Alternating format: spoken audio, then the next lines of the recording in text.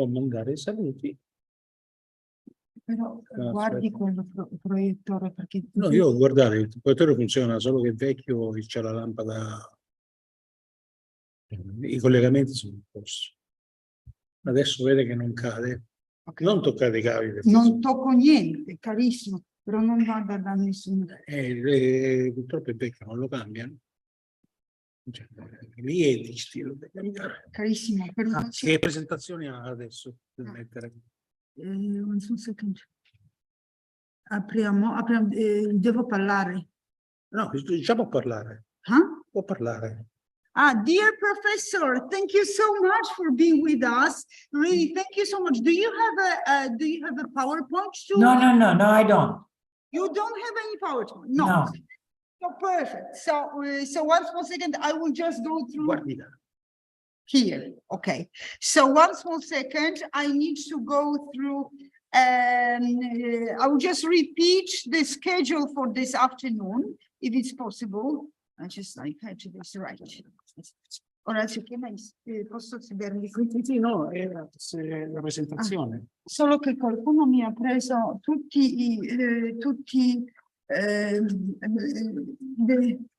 dove sono? Okay. C'erano tutti, qualcuno mi ha preso. Un attimo. Rimane, va bene. Non me lo devi dire. Va bene. Per adesso mi sembra tutto a posto. Allora, bravissimo, grazie, però ci passi. Good afternoon, everybody. Thank you, Professor. One small second, if I don't, Professor Zbigniew Lasowczyk. Am I saying right? So, Professor Zbigniew Lasowczyk, I just didn't want to make an error. So, thank you to everybody for being here, for assisting me, and for participating in this very, very interesting conference on undocumented migrants. So our afternoon starts with Professor Zbigniew Lasowczyk, and I'm extremely grateful to Professor Lasowczyk that he agreed to be part of this conference. In addition, I should say that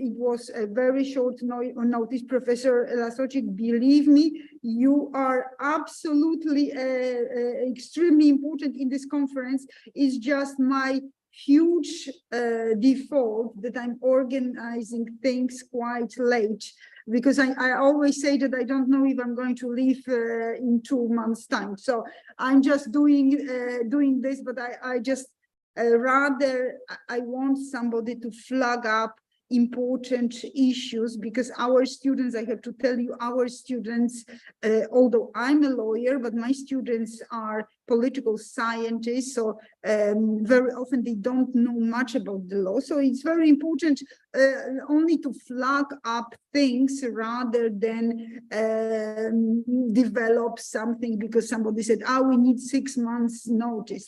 Well, when somebody has 6 months notice, then it gets very complicated, and we want very simple.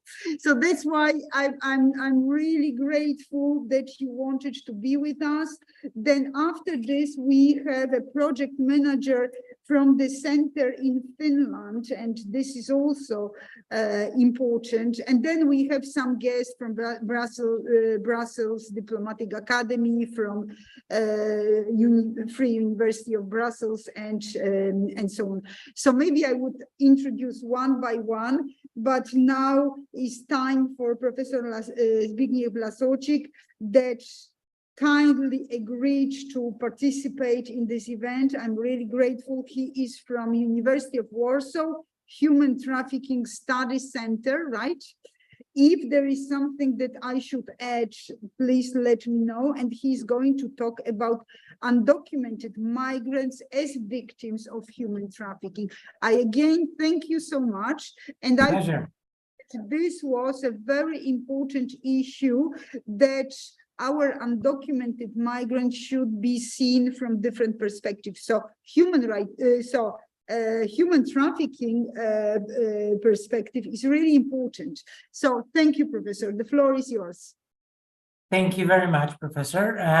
First of all, thank you very much for the invitation and having me here at the conference. I will be very happy to share few comments really for those interested in human trafficking about links between migration and especially undocumented migrants and human trafficking, because the links are obvious. I understand it, as it was said already, that migration, there is no legal definition of migration, so no worries that I will propose a legal definition of migration, because there is none. We know that migration is where people move from one place to another, mostly for certain reasons important for them, temporarily or permanently. As we look at the scale of the problem, we may say that almost 300 million people moved from one place to another very recently.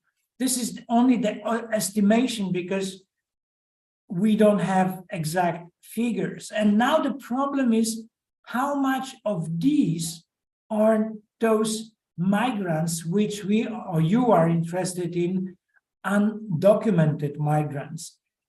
Again, undocumented migrant is a person who is somehow outside of the place where he or she belongs. Undocumented, irregular movement of people then take place when this is outside of regulatory norms of sending, transit, and receiving people in the country. So this way or another, undocumented migrants are somehow outside of legal system. They are not protected. In general, migrants are not well protected because there is no special international regulation to keep them safe. But an especially difficult situation is with undocumented migrants, because either they cross the border themselves or they are smuggled to the country in question. When we try to look at the scale of the problem of irregular migration, again, there is no good figures, but what we may say is that, for instance, 1.5 million people were apprehended in 2021 by US state borders services. It is estimated that over 2 million people, undocumented Afghan migrants, are in Iran. UK in Europe says that they might have over 500,000 of undocumented migrants. And the same in general in Europe, this is estimated around 4 million. So the scale is significant. Undocumented migrants are also important in a sense financially, because it is estimated that very recently, during last 2 years, the yearly remittances of those who are migrants, and especially undocumented migrants, count on $7,100 billion of dollars. So this is also, it shows the scale, economical scale of this problem. Another problem which we need to tackle is human trafficking. The definition of human trafficking, what we understand by human trafficking. Again, I will not present you with legal definition because it is quite complicated. But to be very brief and simple, human trafficking is the situation when one person takes control over another person and brings this control to the level of dependence, or maybe we can even say enslavement, and everything is done in a very purposeful way because this person wants to exploit the other person. To understand phenomenon of human trafficking, we have to say that human trafficking is is crime. In most of the countries, it's felony, so it's prescribed by the criminal law. Then it's violation of human rights. Then there is sort of very negative dimension of migration, because human trafficking is always related to migration. And finally, we have to look at human trafficking as sort of shame of our civilization. As to the scale of the problem, the last estimation states that there is 50 million people as victims of human trafficking in different forms, of whom majority are women. And the last definition or last term we need to define is smuggling of people, because smuggling of people and human trafficking are not synonyms. Smuggling is the situation when there is organization of illegal entry or stay of particular person in the country where this person does not belong. The thing is that in majority of cases, the smuggling of people, the financial benefits of smuggling of people goes to someone who is organizing this activity. To understand the interlinks between human trafficking and undocumented migration, we need to use the very popular term, which is vulnerability.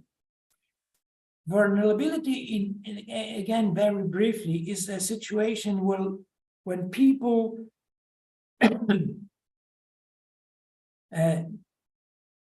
do not withstand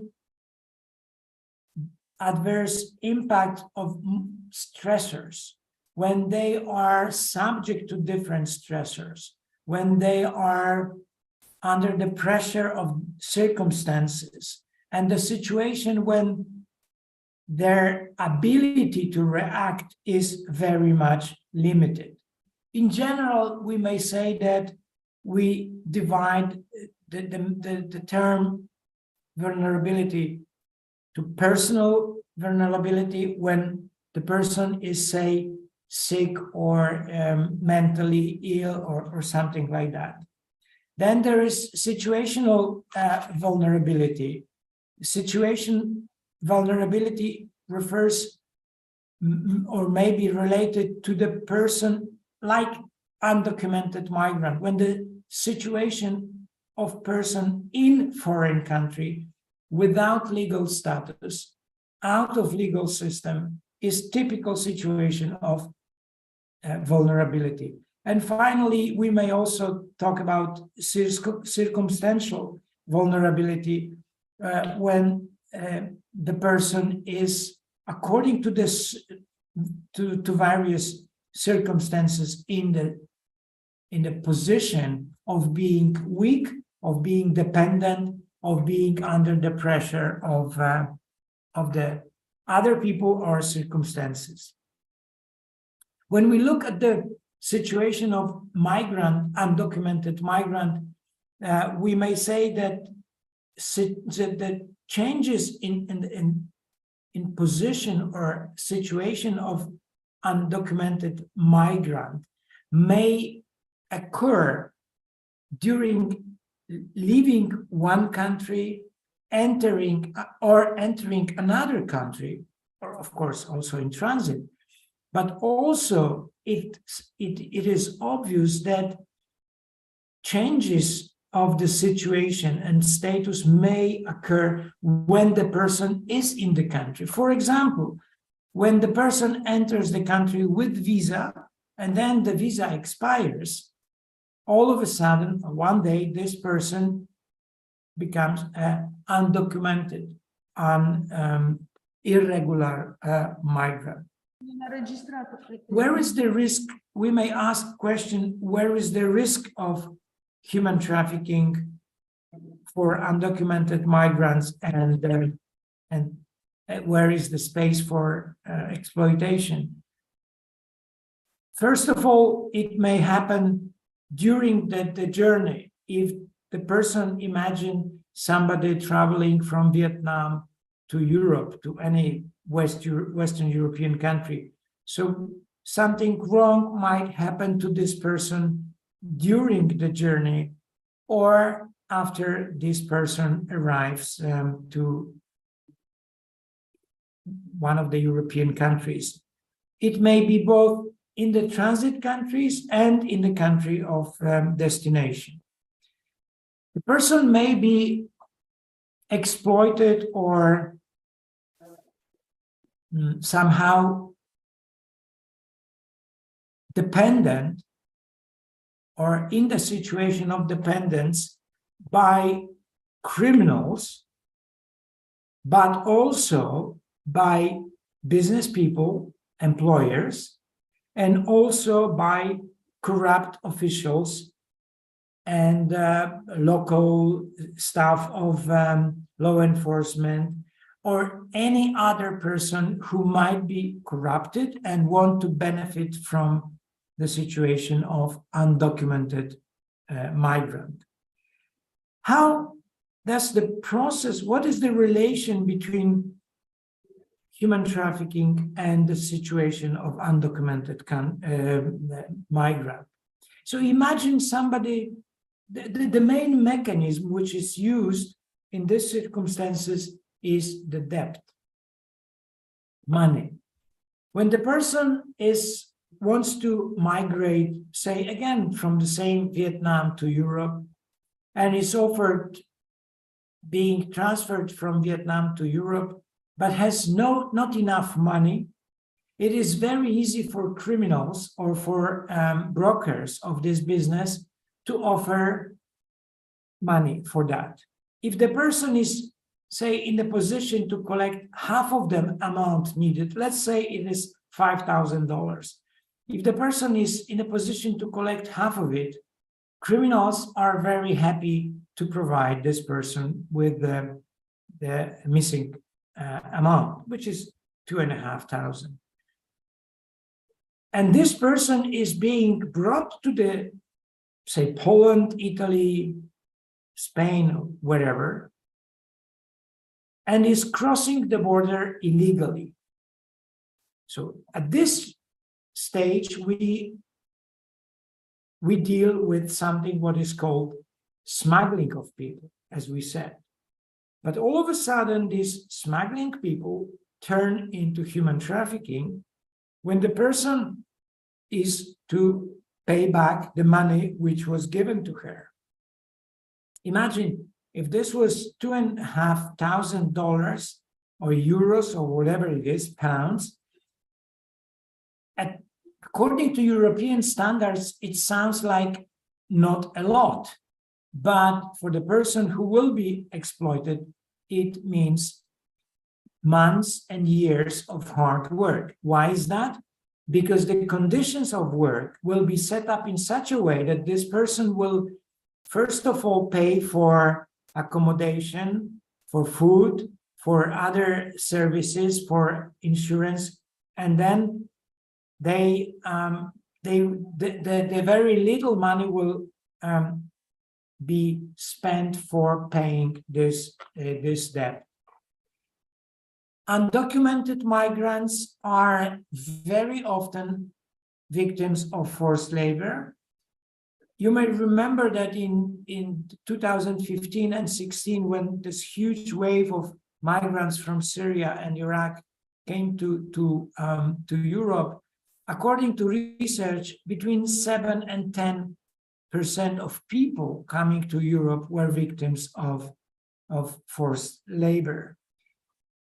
One of the problems which we encounter is also sexual exploitation. If the family runs out of money, what do they have is the body of women, and especially young, attractive women and children. Women are forced to serve their bodies to save, to collect money for their sexual services. And if the kids are numerous, these families are forced to sell kids for criminal groups. I see that my time, although we started a little bit late, but I see that there is time for another presentation. And I want just to say that people, undocumented migrants, are very often forced to different forms of activities. Either they are being exploited or they are forced to commit crimes, like, for example, to distribute drugs. I have no idea whether I still have a few minutes, but if not, I will be very happy to stop here to say that at least, to hope that at least I try to show you where are the links between undocumented migration and human trafficking.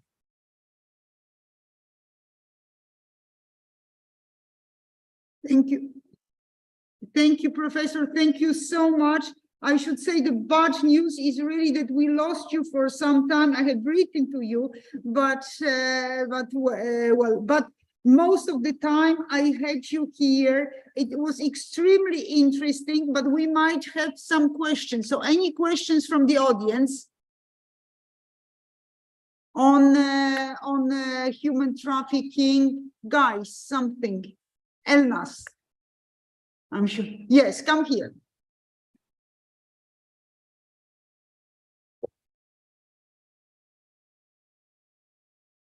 2 seconds, because you know this is a very old lecture theater, so they have to come down from you know. So, yes. Thank you very much for your presentation, and sorry if we lost some parts of that. And I want to ask, you cannot hear me. What happened? Anche quello non funziona. Okay. Yeah, okay. Not use 1 second. Yeah. Yeah, okay. Thank you very much for your presentation, and I'm sorry because we lost some parts of it. Sorry.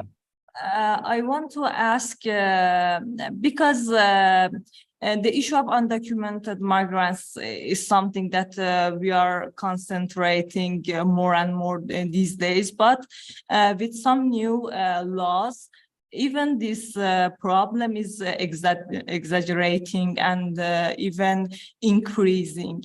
And also we have the problem of human trafficking. I want to ask, anti-migrants policies can increase the level of human trafficking, and how we can target this issue, and how we can have a recommendation, because we want to decrease the level of human trafficking, and this kind of policies can really be harmful to our targets. Thank you. Anti-migration policy always makes people vulnerable. When migrants are vulnerable, they are getting weaker and weaker, and it's very easy to make them dependent and to force them to different types of activities. That's why legal policies of the countries, and especially European countries, should be very lenient, should be very open for migration, because otherwise we produce undocumented migrants, which are very easy targets for criminals. Imagine criminal groups have to work hard to identify victims who are potentially vulnerable, and whom they may recruit and then benefit from them and exploit them.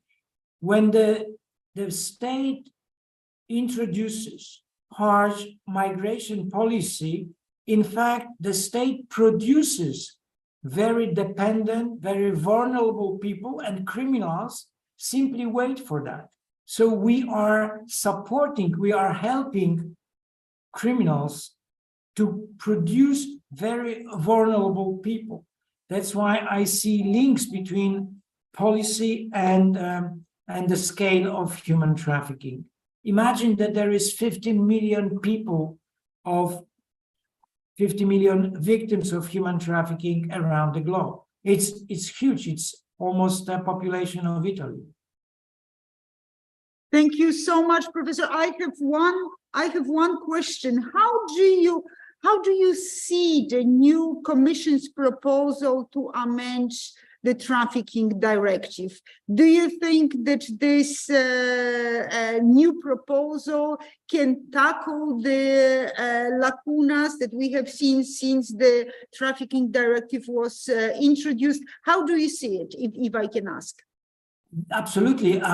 There is a little problem with European Union policy, because the European Union goes towards the to demand, and it's focused on demand. There is no agreement among criminologists that focusing on demand is not the best direction, is not the best policy. We think that we have to increase effectiveness in identification of victims, which is missing in new policy. And also, I can talk about Poland. We are very ineffective in prosecution of human trafficking, which is, again, not very much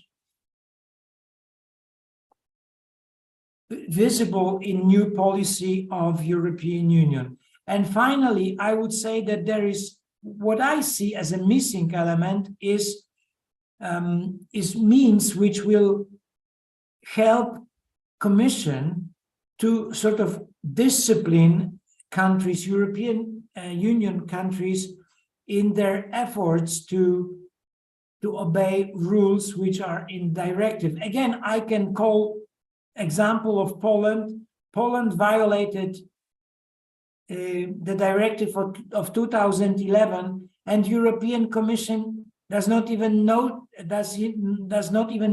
that.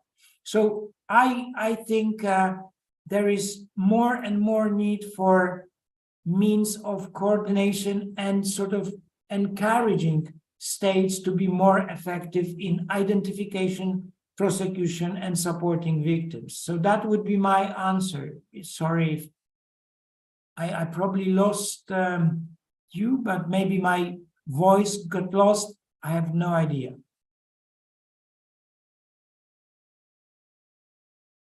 Okay, having no reaction, I understand I'm off.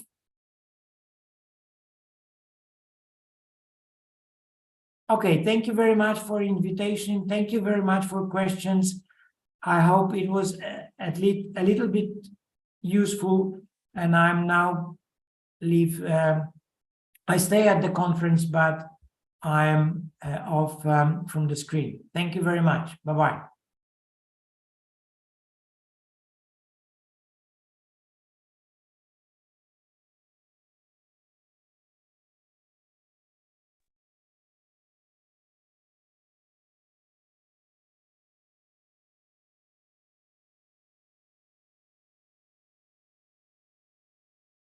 So from Finland, I also can't see anyone from the conference. How is it meant to be happening now? Anyone hear my turn? Okay, now I see.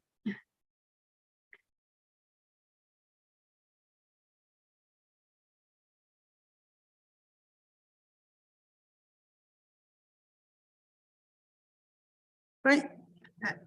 Professor Lazovic, Could you please, I don't know what happened again, but we lost just the last bit. If you could could you repeat the last thing about the Commission's proposal? So you believe that it would make the difference? You believe that it would be the sort of the most appropriate instrument or not? No, I'm not. I'm not convinced. I don't want to repeat this for 3 reasons. I don't see instruments enhancing the effectiveness of identification of victims. I don't see mechanisms to increase the effectiveness of prosecution, and I don't see instruments to make countries like Poland, because in Europe there are countries which are very much involved in that and very much devoted to that issue. But there are also countries like Poland where human trafficking and undocumented migration is not seen as a priority. There is very harsh policy, as you know, because Poland is now being accused of violation of basic rights on Polish-Belarusian border. But in terms of human trafficking and forced labor, this is not the priority of Polish government, and I think European Union should have instruments to encourage states to pay attention to this issue as well. So this is extremely important, even issue that we should flag up. And I thank you so much. And what I wanted to ask you that the little bits, but it seems that it was going on Zoom because Anne Hamad from Finland, the project manager, thank you very much. She was able to come after you, but we missed you in Aula. So if you could, I will contact you later on if you have any publications that I could share with my students and with Jean Monnet activity. I would be delighted, and I thank you so much. And I apologize if we have missed you twice, but maybe it was going on YouTube. I have to check this because it's possible, because you were able to, as I said, Anne Hamad was able to come after you when we were trying to sort the problem. So I thank you very much.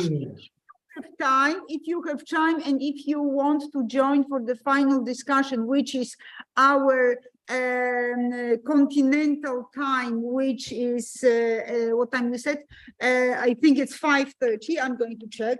So please do, because it's very, very important, and it was an important topic, and it was a great great speech. So we thank you very much. Thank you so much. Thank you very much. And now I would like, thank you, Professor Lasolczyk. And now I would like to introduce Anne Hamad, who kindly agree with my timing, that everybody complains that my timing is just impossible for the others. So I'm really grateful that you agreed to share your comments and your ideas and your experience and views from Finland. Now we have 2 different links just to protect that we won't miss anything. But as I said, I would just check, maybe it was still going on smoothly on YouTube. So Anne, thank you again, and please tell us everything what you can, your experience in Finland. Okay, first of all, thank you for your invitation. This is such a kind of a great honor to enjoy to your conference. And don't worry about my timing, because the real working hours are over here in a day center and for my workers. So I'm totally yours now. I'm able to do whatever for the rest of the day. My name is Anne Hamad, and I'm working for the Diakonis Foundation. It's one of the oldest organizations on this social special field, so-called third field outside of the public field and business organizations. We've been working totally, the total time in Finland, we've been working for 155 years, helping people outside of the society and in vulnerable situations. With undocumented and Roma people, we've been working for about 20 years and specialized for the day center work for undocumented for about 8 years now. The permanent day center that we've been having for 5 years. This everything has been founded and financed by the Social and Healthcare Ministry here in Finland. So we are talking about the project. But as a foundation of Diakonis in Finland and our work, they have given us as a permanent financing system as well. So all the authorities, all the ministries, and this whole system, how does it work in Finland? They have agreed that our work is needed. We belong to the system, actually. We are openly working with different authorities and we are supporting each others. Who we are talking about when we are talking about undocumented, paperless people. Here in Finland and in our work in the foundation of Diakonis, we are talking about non-EU citizens who are staying, coming, or living somehow in Finland without residence permits or without any visa.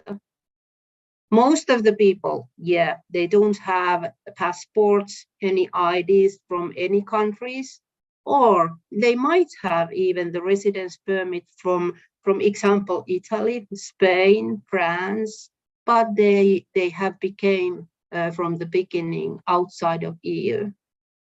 And sometimes even the passports are founded when it's needed to the certain situations, but that's another story. I'm running this day center here, which is called Al-Amal. That's why it's in the name. Hopefully there are some Arabic speaking that understands that it means hope. And we haven't been giving name hope to ourselves. It has become from the people who has been visiting here, who we've been meeting, and so-called customers. They want to call us as in giving hope to them.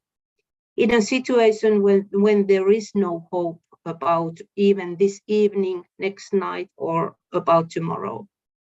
Most of the people are living on the streets, emergency shelters, or hanging around with their friends or maybe some of the relatives who became to Finland earlier. What is causing this challenge in Finland?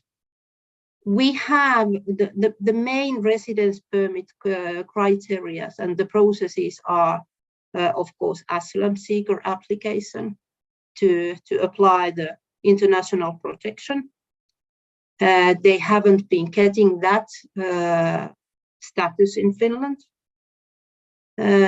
Another reasons are apply the residence permit based on the work, based on family ties, in different views on the ties, or based on the studies, and some of the special reasons as well. But these 4 processes are the most topic reasons which are causing the problem and the challenge here in Finland.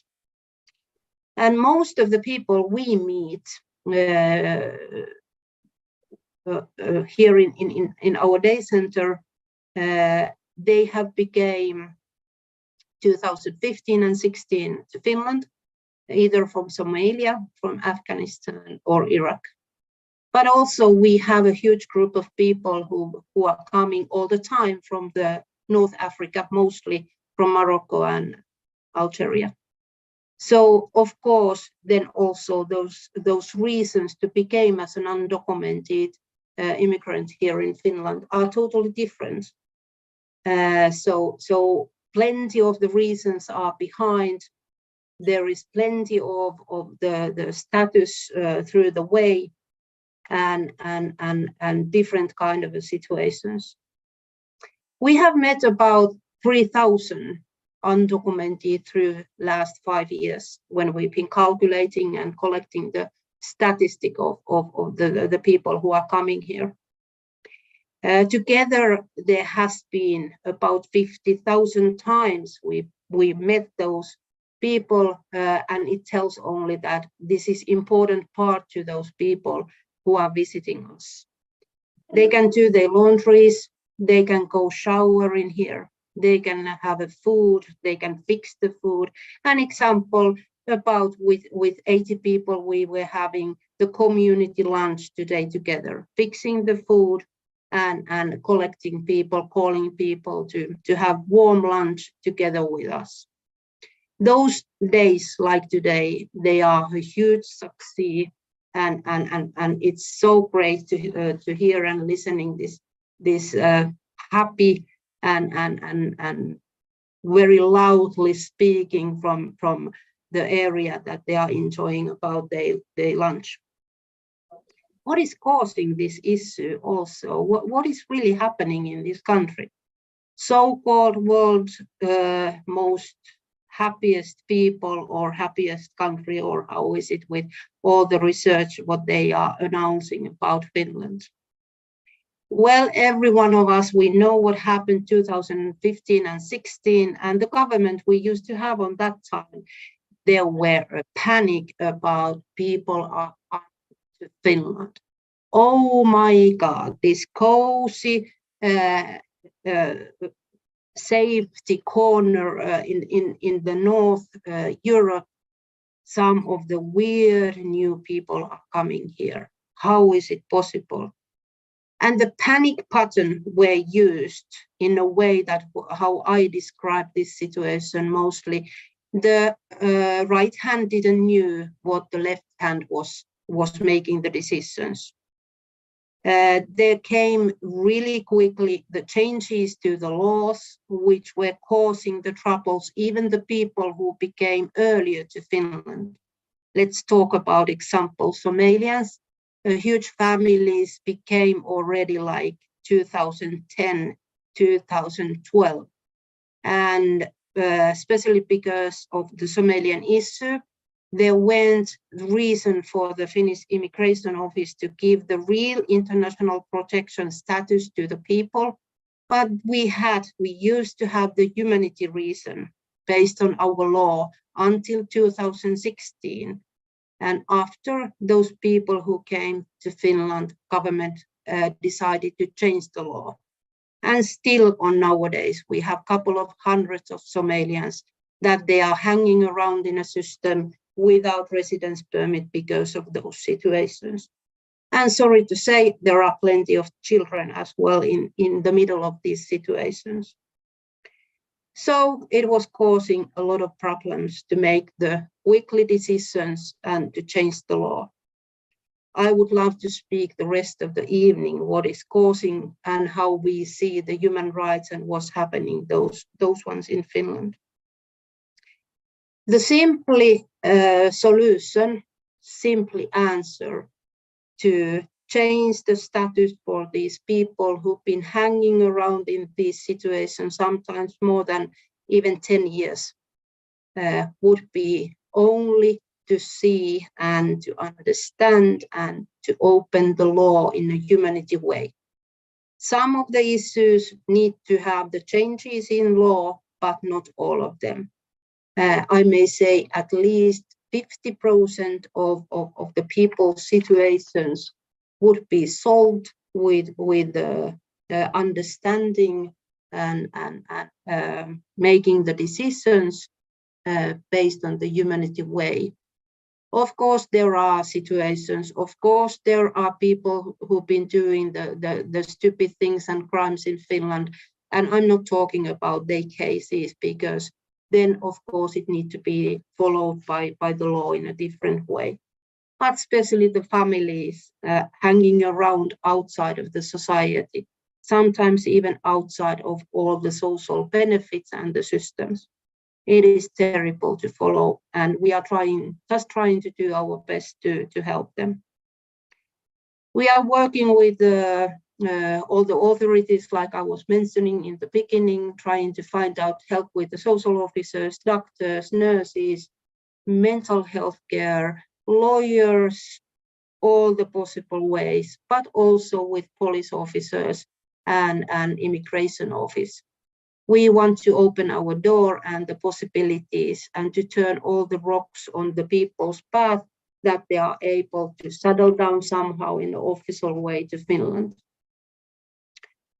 And there were conversations in the earlier speech, which I was grateful to follow as well, that how and what happens, example, undocumented as a status of human trafficking victims, which we are helping all the time as well. Actually, I just started the new project to create the coaching system to support the human trafficking victims' working skills, that after they've been abusing and they are already getting the help to the crime processes, and there are different kind of ways to get out from these situations, to be able to settle down one day in the future also back to the working life, or to settle down with their situation. But the thing in Finland, especially with the undocumented trafficking, human trafficking victims, are that they are scaring to contact the authorities. They are scaring to talk about what has been happening to them, and they don't want to open the cases to get through the crime process. They might apply the place in a human trafficking assistance system in Finland, but because it's also run by the immigration office in Finland, there is a wall for plenty of the people. And also they are scaring that in the end they are not going to get the help what they need to have. Also, we have a lack out of understanding from some of the police officers in these cases. So even we are supporting, or different cooperation organizations are supporting human trafficking victims to get the help in Finland, we need to be sure that who is the police officer they are going to talk about it, and with who we open the crime process to get the right kind of help to the victims. Plenty of things I would love to share with you, and plenty of issues around this everything. This is just a small picture and view to Finland's situation and what is going on here about this everything. Any questions or any other things you want to ask even later on, I would love to share also my contact information. I'm always happy to answer and help people to get more understanding about north part of Europe for this issue. But thank you for now. Thank you. Thank you so much. Maybe, do we have any questions? Yes, everybody is clapping. So I don't know if you hear the audience, because maybe microphone is not exposed to them, but they really appreciate it. They were clapping and they ask any questions. Yes, Elna's now she has so many questions. So Okay. Just come here, because I'm just because it was, fortunately the connection was good, not like with Professor Lasocic, but apparently we have all on YouTube and on Zoom. So Thank you very much for this Very interesting presentation. I wanted to ask if being an undocumented person in Finland can be considered as a crime. Is it criminalized being an undocumented or not? In a way it is, and they can get even the fee when they contact the police officers, calculated from the process when it has become under the power of the law, when the last decision they've been getting, from example, highest administrative court after they appeals and so on. Partly it is, but thanks to God, still even this calculation to give the fees are a little bit like not exactly of the days, especially on the situation. Let me say that the person has been undocumented in a way about like 3 years, and they are not giving the fee based on all those 1,000 days. They are giving only for like about 30 days or so, but in a way it is. Thank you. Thank you so much. And well, we are running a little bit late, probably with this of connection. If you are available at 17:30 our time for discussion, so please just join the discussion, and they might have some other questions, because now we have some other people in the program and they might. Yeah, I understand that. Okay. Have a nice time.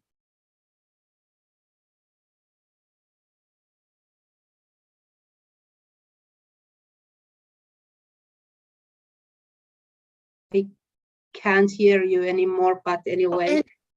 And please join us at 17:30 our time. So now is, what time is it now? Now is 15:39. So thank you again. And now on my schedule is Elnas Nahavandi, who just graduated, could I say that with me, graduated with me with the highest possible mark. And she's going to talk about undocumented migrants in Iran, right? Yes. Okay, so I'm leaving you the floor. I don't know, guys, how I'm doing to see. No, I don't want to be seen, but I would like that you could see Elnas, and I don't know how to do it. Elnas, what shall we do without distortion? Let me. Yes, I'm leaving you the floor, and I thank you very much. And we want to see you. So people want to see you somewhere abroad. Maybe your mom wants to see you, or No? Good evening, everyone. If I can share my screen, I don't know. Where are you? Yes, you are.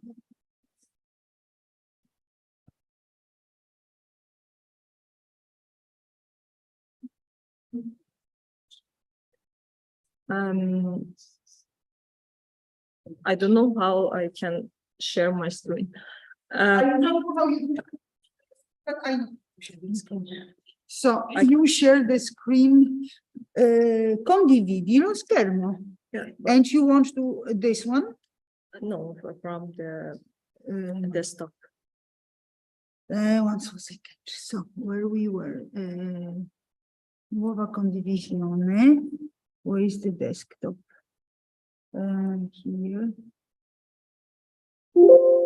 If I would know how to, I just don't know how to. Okay, I can go on like this. But you don't have a stick? Yes, I have. Because here, look, maybe if we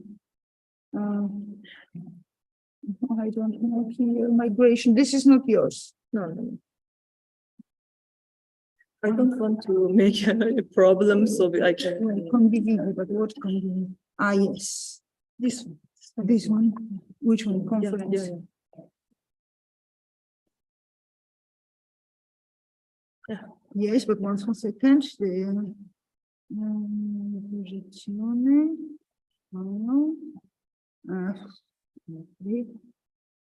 Because I wanted to, let's see.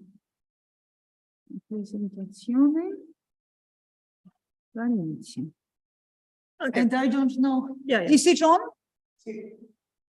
Shamir, is it going on YouTube? Everything? Okay, good evening, everyone. I'm trying to do my presentation very fast to avoid any time loss. I'm going to explain about the situation of undocumented migrants in Iran.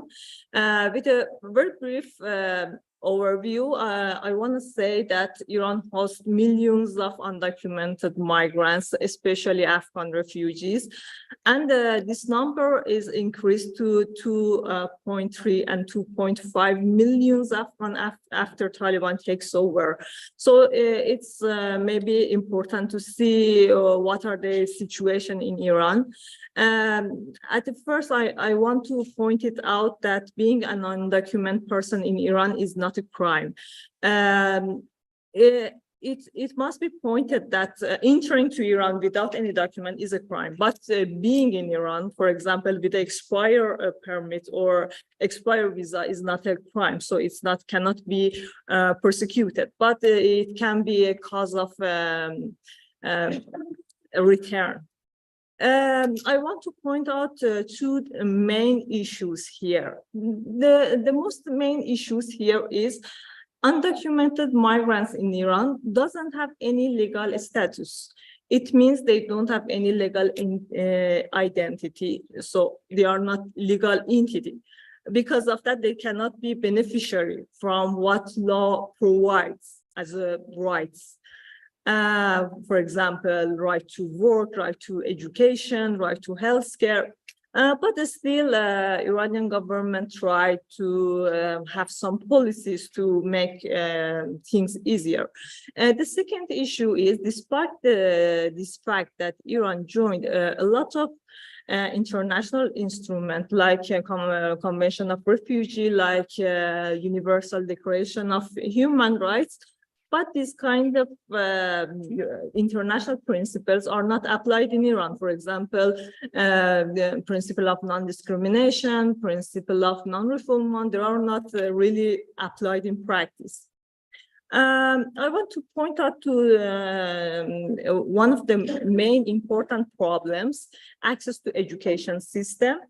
The overview is, in the past, no one without document could benefit from educational system in Iran. But after 2015, after order from the Supreme Leader of Islamic Republic, now it is possible for every human being in Iran to benefit from primary schools and basic education, regardless their documents or their nationality. But the problem here is this order is an administrative order, and it doesn't have any enough legal enforcement and appropriate sanctions. The second problem here is access to healthcare. In Iran, basic healthcare facilities, like in case of emergency, are free for everyone, undocumented or documented, and is free. But if someone wants to benefit from hospital services, more professional medical services, or even, for example, going under surgery, they are even very costly for undocumented migrants because they don't have any insurance because of the problem of identity, and they are not Iranian nationals, so they cannot benefit from the merits of being a national there. So they need to pay a lot of money for that.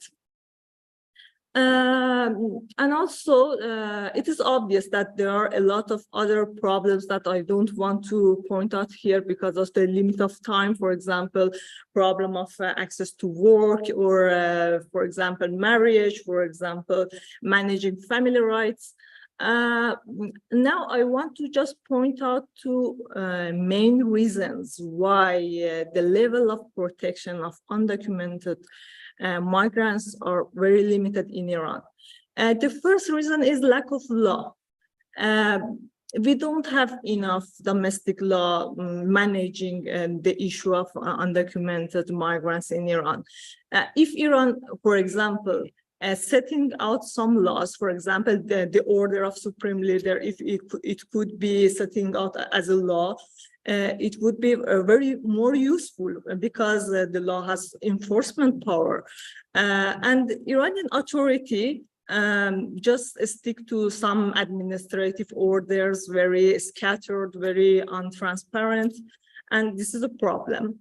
The second problem is international instruments which are not applied, although they are accepted and signed by Iran. So it must be taken into the account that according to Iranian law, every convention which is signed is a part of domestic law. So they must be applied. And the third reason is domestic problems. Iran is under the great international sanction, and the situation, the economic situation is very bad. So they don't want to have more burden from the migrants. Because of that, they don't want to have good policies to accepting migrants, because they don't want to make Iran very safe and very good place to settling them down.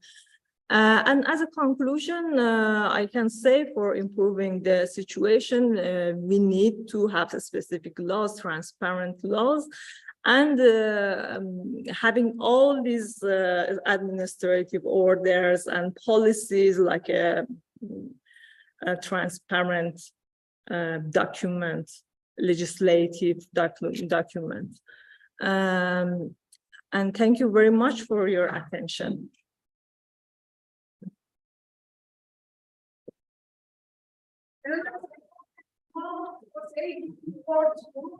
Once more second, I'm going to say so. I thank you very much to Elnas. Elnas, how I can, okay.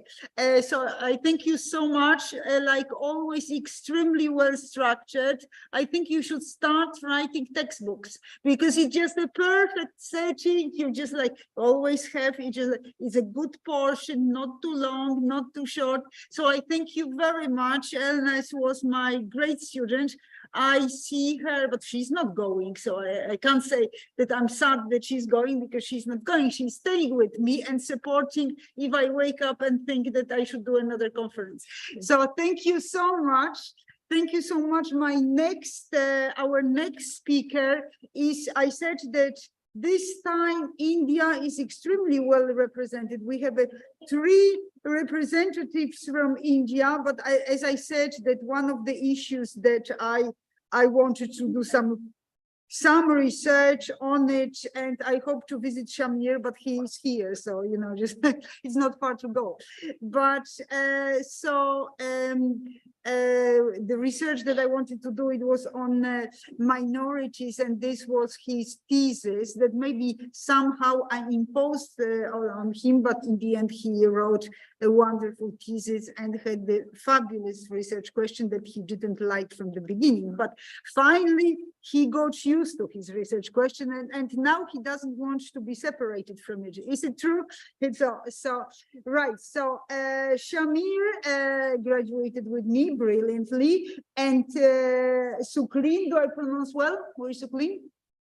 Suklin is my current student. I'm sure she would one day wonderfully graduate. I don't know if with me, this is her choice, but they are going to talk about undocumented Muslims in India, right?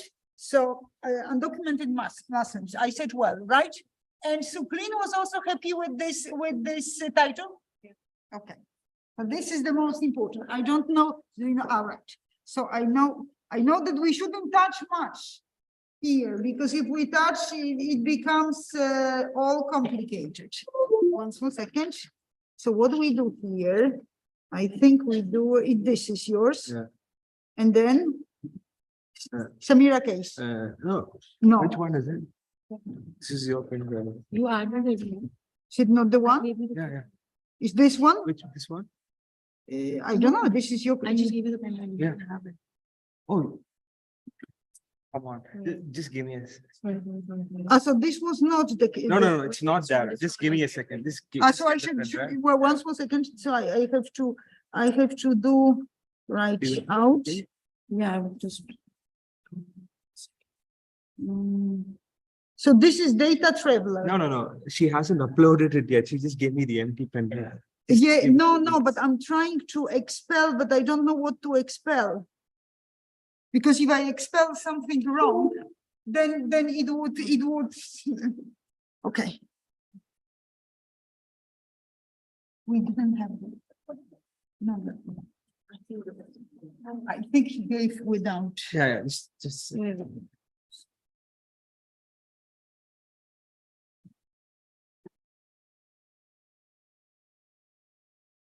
Let's close Elmas. Okay. And then let me. Yeah. Yes. Okay. One second.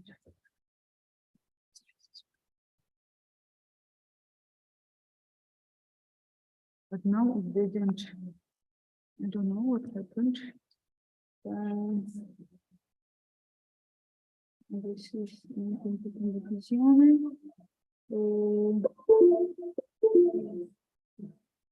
This is UDM final, this one. This one? Okay, but we need to condividere esterno, this one from the DB. Can everybody see? I think the inizio is this one.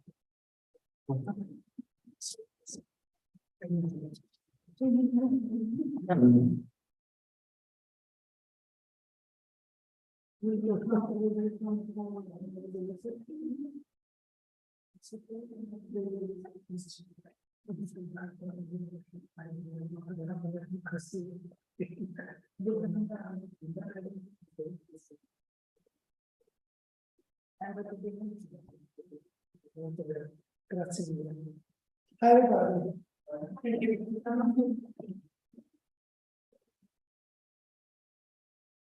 Yeah, okay. So good afternoon, good evening to everyone who's attending this conference. So today I'm going to elaborate on one of the most important questions about undocumented Muslims in India. As you know, India is famous for its heterogeneous society.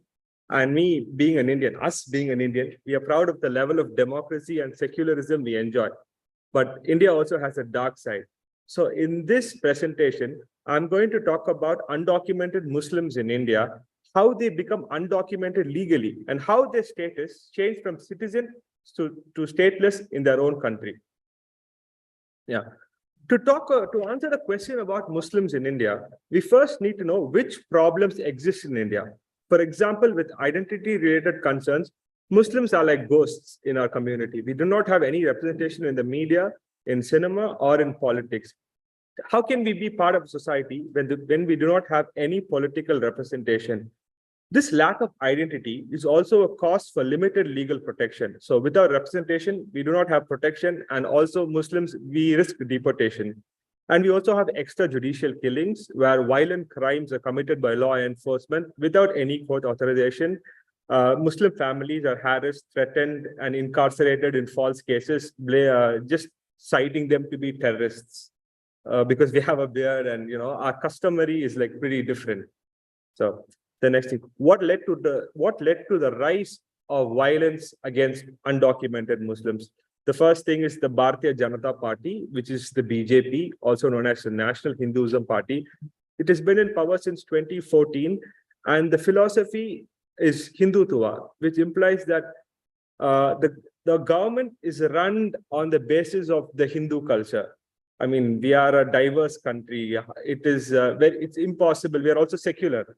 So we have a lot of religions, but this government, it only focuses on the Hindu way of life. So after they gained power, the main problem with this government was, I wouldn't say they passed laws to target undocumented Muslims. I basically say that they manufacture laws. Every week there's a new law. So I'm going to talk about two very important laws, which is affected Muslims, and from being a citizen, they become undocumented. So first is the NRC, also known as the National Registry of Citizenship. It requires individuals to prove that their ancestors were Indian citizens prior to March 24, before the Bangladesh liberation. The NRC process involves you to submit documents like passports, land documents to prove your citizenship. If you do not submit these documents, you become undocumented and there is no legal aid, and you also risk deportation. So basically, you're legally excluded from being a citizenship. There's actually a very famous problem which happened in India, which is in a state called Assam.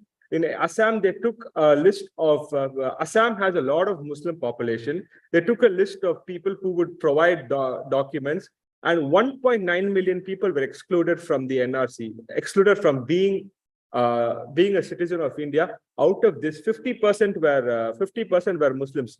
A very interesting fact is our former president Fakhruddin Ali's family was also excluded from the list of citizens. So our former president's family are not citizens as per the Indian law now. The next is about the CAA. Citizenship, the CAA is considered to be the most notable discriminatory law in India. The law sets out criteria for granting and acquiring citizenship with the aim of providing citizenship to only certain religious communities like Sikhs, Buddhists, and Parsis, who have fled persecution from Bangladesh, Pakistan, and Afghanistan. The CAA law is criticized for deliberately excluding Muslims from the list of eligible communities, which has been viewed as discriminatory. There's a very famous case about the CAA, which is Rabia Khan versus the government of India, where Rabia Khan, a Muslim petitioner, she was declined citizenship, even though she provided documents such as her ancestral proof linked to India and also a government ID card. So this was very biased, and it has a very, very discriminatory nature. Some interesting facts of the case is, first, the petitioner was tried under the foreign law, not the regular law. So the court had like a very preconceived notion that saying that even before she was declared a foreigner, she was tried under the foreigners' law of India. And then that one thing in India, the country doesn't understand is there is a difference between loss and deprivation of citizenship. This has always been a very confusing part in our country. So the next slide, my colleague will continue about the process.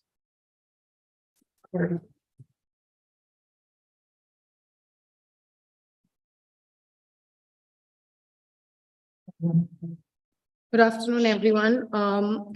So since we're talking about the legislations that have been passed in India, like Citizenship Amendment Law, I would like to highlight how the Indian government has defended passing such laws.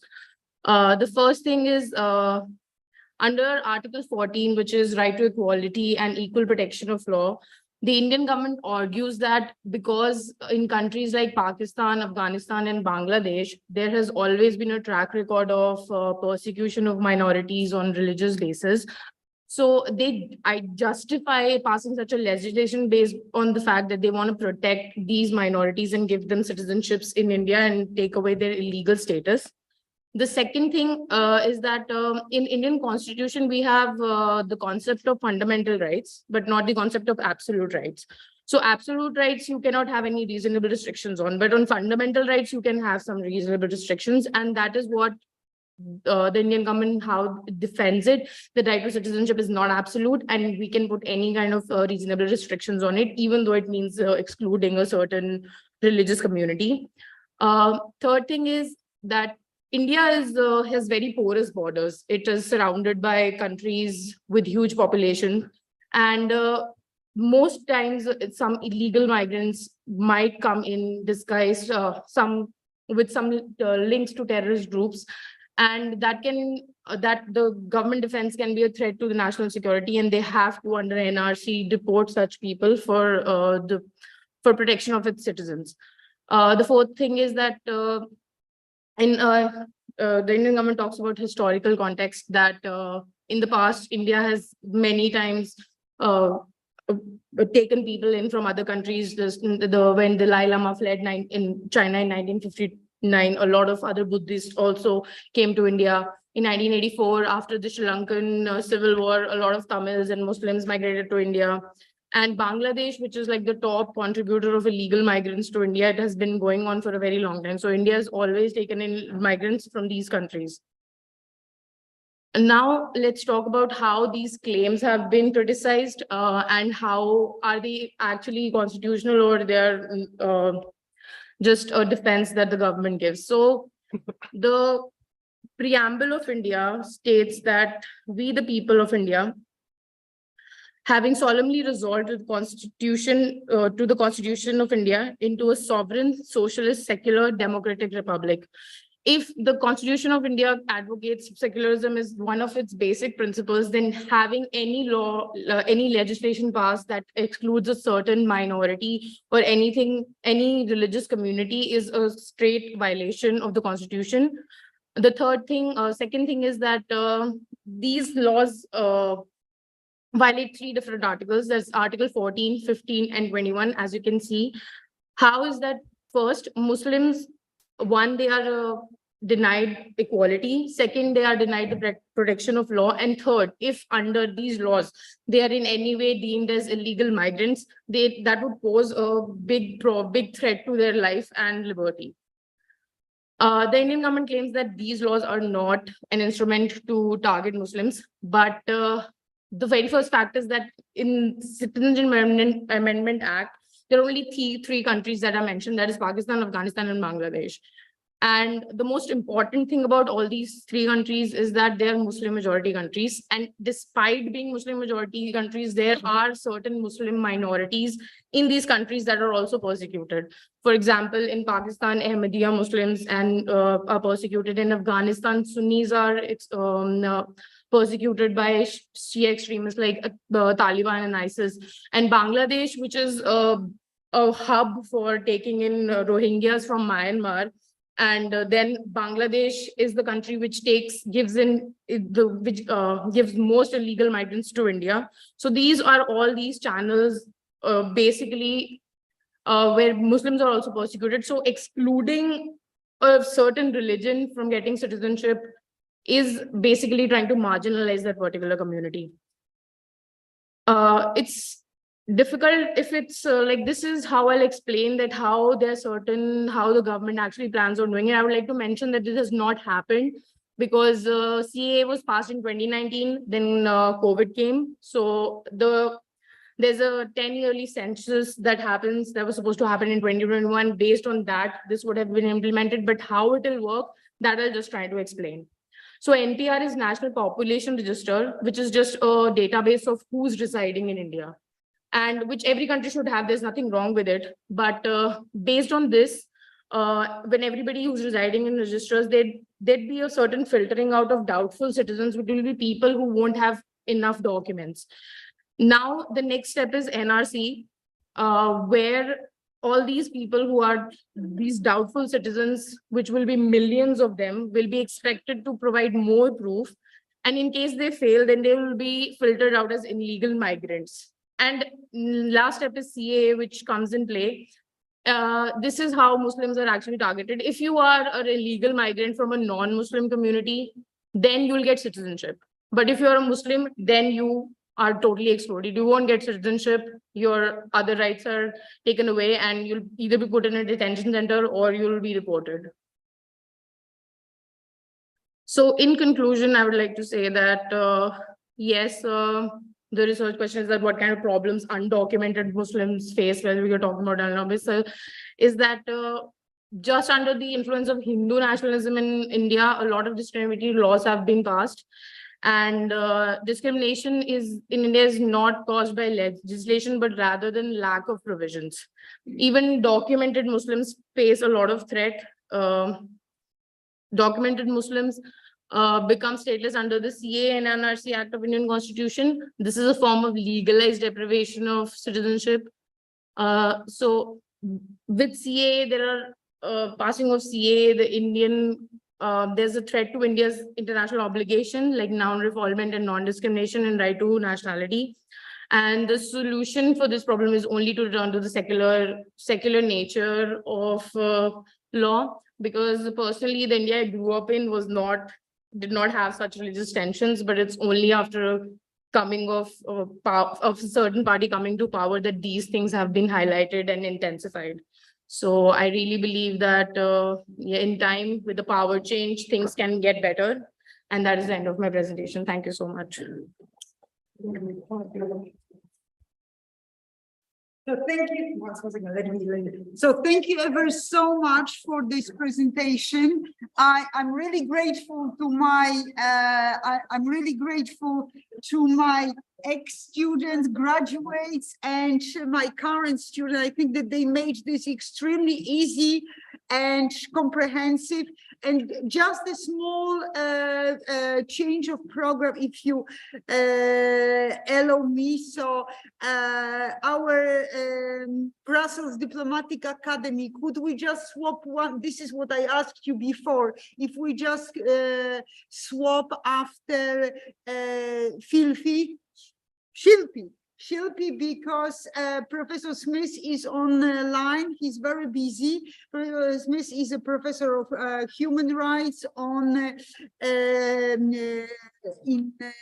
VUB at Westminster University in the UK. He also has some extra very, very distinguished function, but he asked me not to talk about it, so I'm not going to talk about it. He said, so we decided that instead of talking about human rights, he is going to talk about human rights court system, and this is an access to it, and this is extremely relevant to our discussion this morning, because this morning we had access to justice for undocumented migrants, their situation, and so on. So this is really, really important for us that you just clarify those issues. And Shilpi will come, because you said that you wanted also to introduce her talk, but you need to switch on your microphone, because otherwise we couldn't hear you. Excellent. And okay.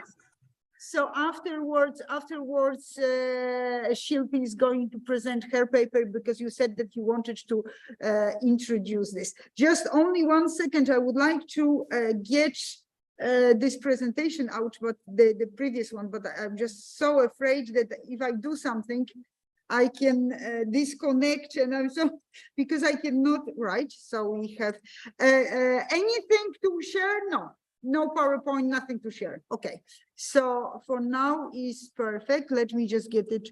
Shall we get it bigger? How I can get it bigger? If I click on you, no, where I'm saying, where here, on his face. Yeah. Yeah, because no, this one. Which one? No, just only don't disconnect, please. Where Philippa?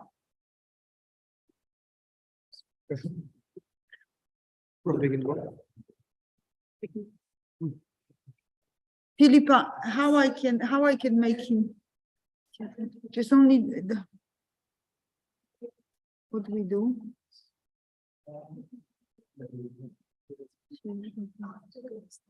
I think yes, but he still is.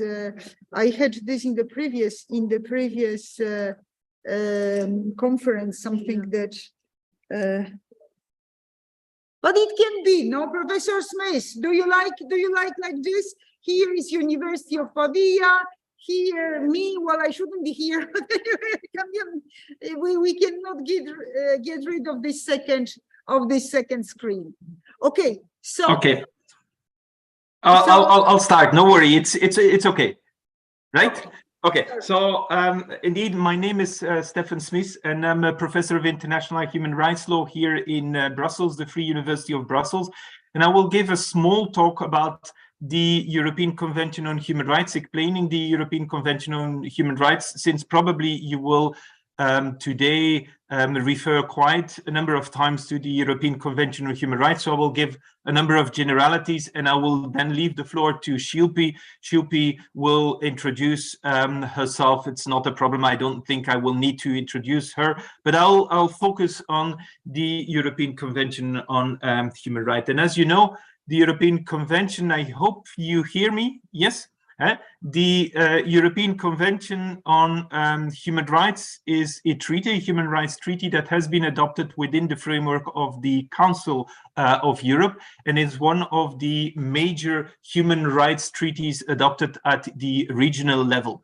You may or you should know that beside the universal system under the framework of the United Nations, we have three developed human rights, regional human rights system, and the European human rights system, the Inter-American human rights system, and the African human rights system. And within the European human rights system, you have three sub-systems: the system of the Council of Europe, the system of the Organization for Security and Cooperation in Europe, and the system of the European Union. Well, the European Convention on Human Rights has been adopted within the framework of the Council of Europe, an organization, intergovernmental organization that was created shortly after the Second World War in 1948, with first of all 10 Western European member states, and it extended today to encompass most European states except Belarus, and of course, after the invasion of Russia in Ukraine, Russia was expelled from the organization. The organization is known for being the motor of European integration. So this means that it has a very, very broad competence of focusing on all kinds of domain except the military cooperation. And of course, the Council of Europe is mainly known for having adopted within its framework the European Convention on Human Rights, was adopted on the 4th of November 1950 and entered into force in 1953.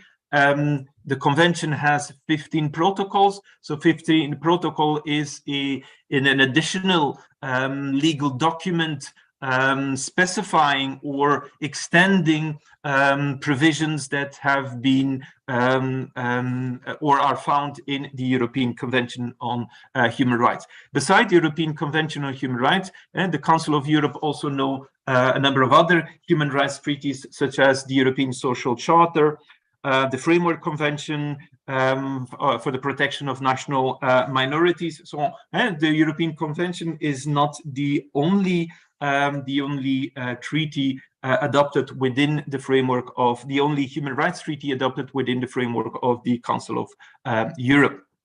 What is important today that all members of the Council of Europe are party to the European Convention on Human Rights, and that the European Convention on Human Rights focuses on primarily civil and political rights, and that contrary to the European Social Charter that is focusing on economic social right. Remember, in the 1950s, reference was made to generation of human rights, and where a first generation of human rights would focus on civil and political right, and a second generation would focus on economic and social or cultural right.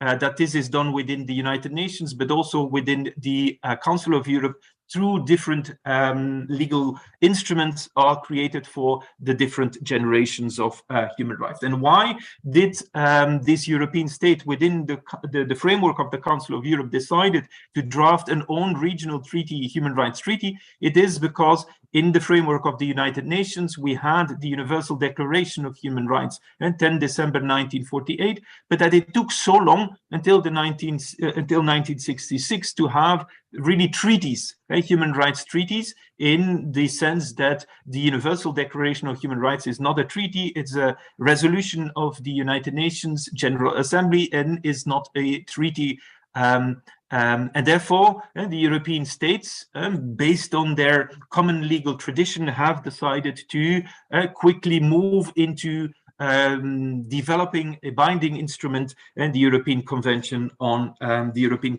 Human Rights. But it is based on the same legal tradition of the Universal Declaration, and the European Convention, by the way, also in its preamble refers to the Universal Declaration on Human Rights.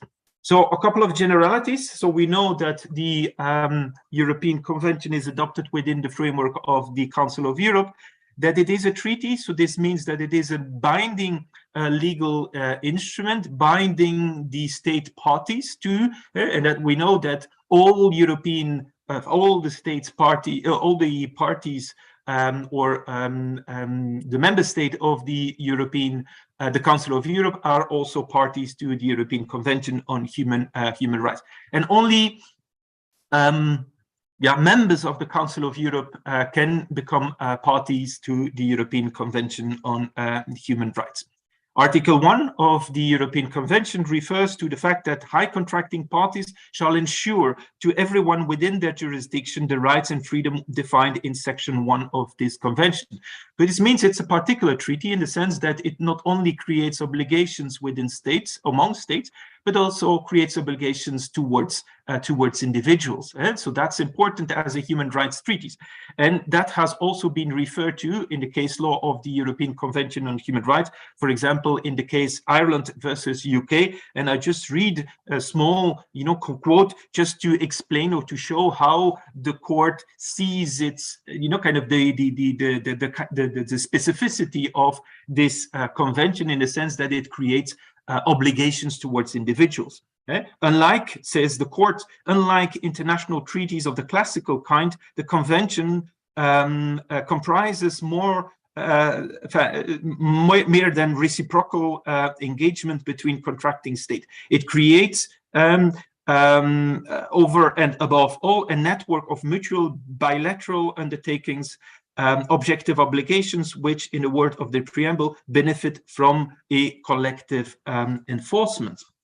Moreover, and that is important, the Article 1 refers to everyone within its jurisdiction. So this means that the European Convention on Human Rights does not apply only to the territory of the state parties to the European Convention, but that it applies to the territory. This means that it applies both to citizens and foreigners, and that may be relevant for our discussion today on undocumented migrants. So it applies on the territory of the state parties, but also can apply extraterritorially.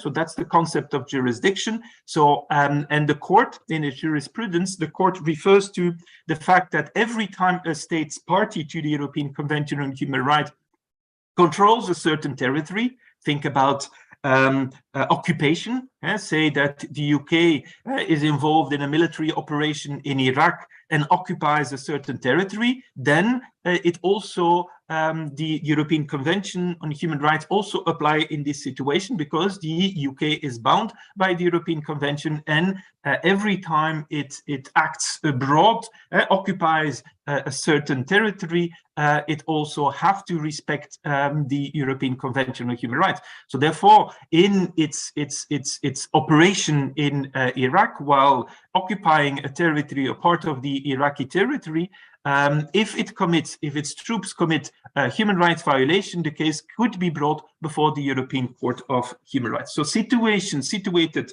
outside the territory of the members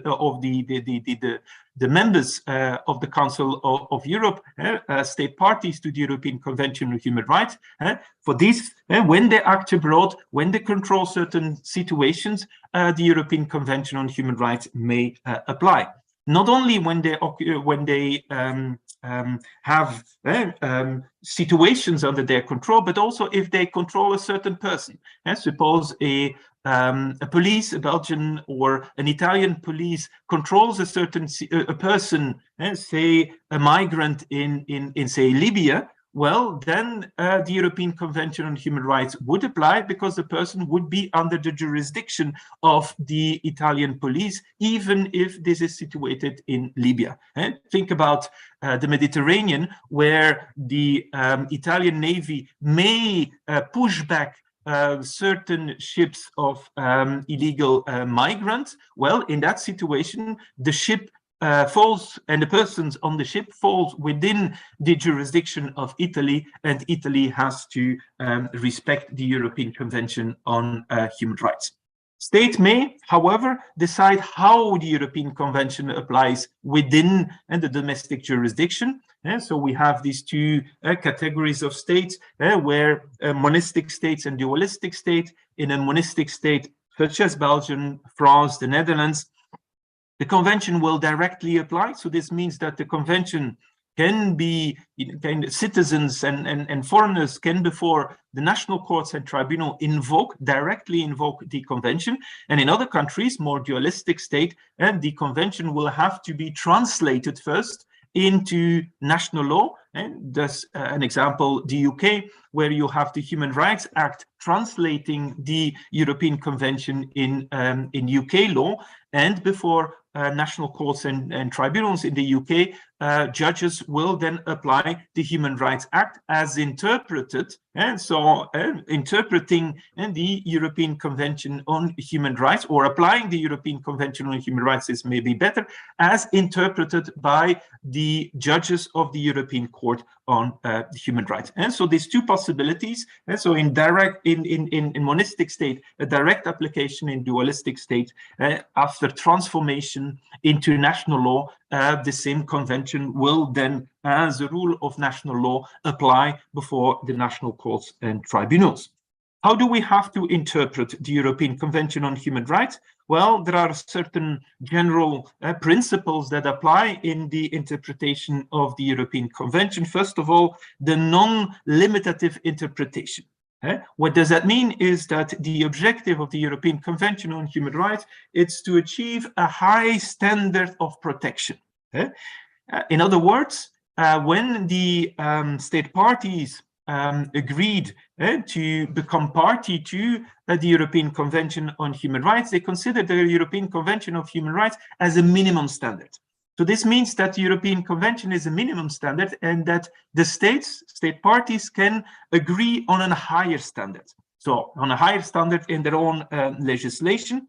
Article 53 is clear on that. Nothing in this convention shall be construed as limiting or derogating from any of the human rights and fundamental freedom which may be ensured under the laws of any high contracting party or under any other agreement to which it is a party. So the state can itself have a higher standard in its own legislation, or decide in another international instrument, say the International Covenant on Civil and Political Rights, to have a higher standard than the European Convention. So the European Convention is considered as a minimum standard. So if the state decides for a higher standard in its own legislation or in an international document, and say that the case is brought before the European Court of Human Rights, well, the European Court of Human Rights will take into account, when giving content to the European Convention, will take into account this higher standard. So it means that without violating the European Convention on Human Rights, it might violate human rights, or the court might come to the conclusion that it violated human rights, because the court takes into account, not in this case, not the standard of the European Convention, but the higher standard of national legislation or the international standards to which the court has, the state has agreed. What else is important in terms of interpretation? That the court is using an evolutive and dynamic form of interpretation. So the European Convention itself recognizes a minimum and limited number of human rights, and they are laid down in very general terms. And what we see, if we base ourselves or we analyze the jurisprudence of the European Court of Human Rights, is that the court is using the provision, but it's always broadening the content of it. And so in the interpretation of it, and the court broadens the contents of, and so it is systematically setting a higher and higher standard. So the standard, so if suppose that the court 10 years ago agreed that it was not a violation of human rights, this means that today, after kind of an evolution, after change in society, the court may, with the same practice, come to the conclusion that the state has violated the European Court of Human Rights. And so the standard is every time it's increasing. It's a higher and higher standard, and the court refers to it as the European Convention of Human Rights as a living instrument. In Godwin versus the UK, and the court referred to the European Convention as a living instrument. And since what the court is saying, and since the convention is first and foremost a system for the protection of human rights, the court must have regard to the changing conditions within the respondent state and within the contracting state generally, and respond, for example, to any evolving controversial as to the standard to be achieved. And it is a crucial importance, says the court, that the convention is interpreted and applies in a manner which renders it practical and effective, not theoretic and illusory. A failure by the court to maintain a dynamic and evolutive approach would indeed risk render it a bar to reform and improvement. And so it is important to see in this, in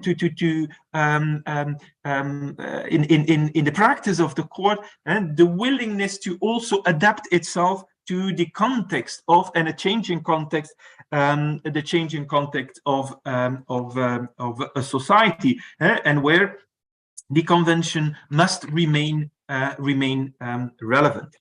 And then maybe last question that I would also like to raise, because the previous speaker has also referred to, and just to show that indeed in the European system we have a similar principles, is the issue of limitations of right. And where the previous speaker referred to the fact that human rights also in the Indian constitution are not considered as absolute right. And this is indeed also the case for the European Convention on Human Rights.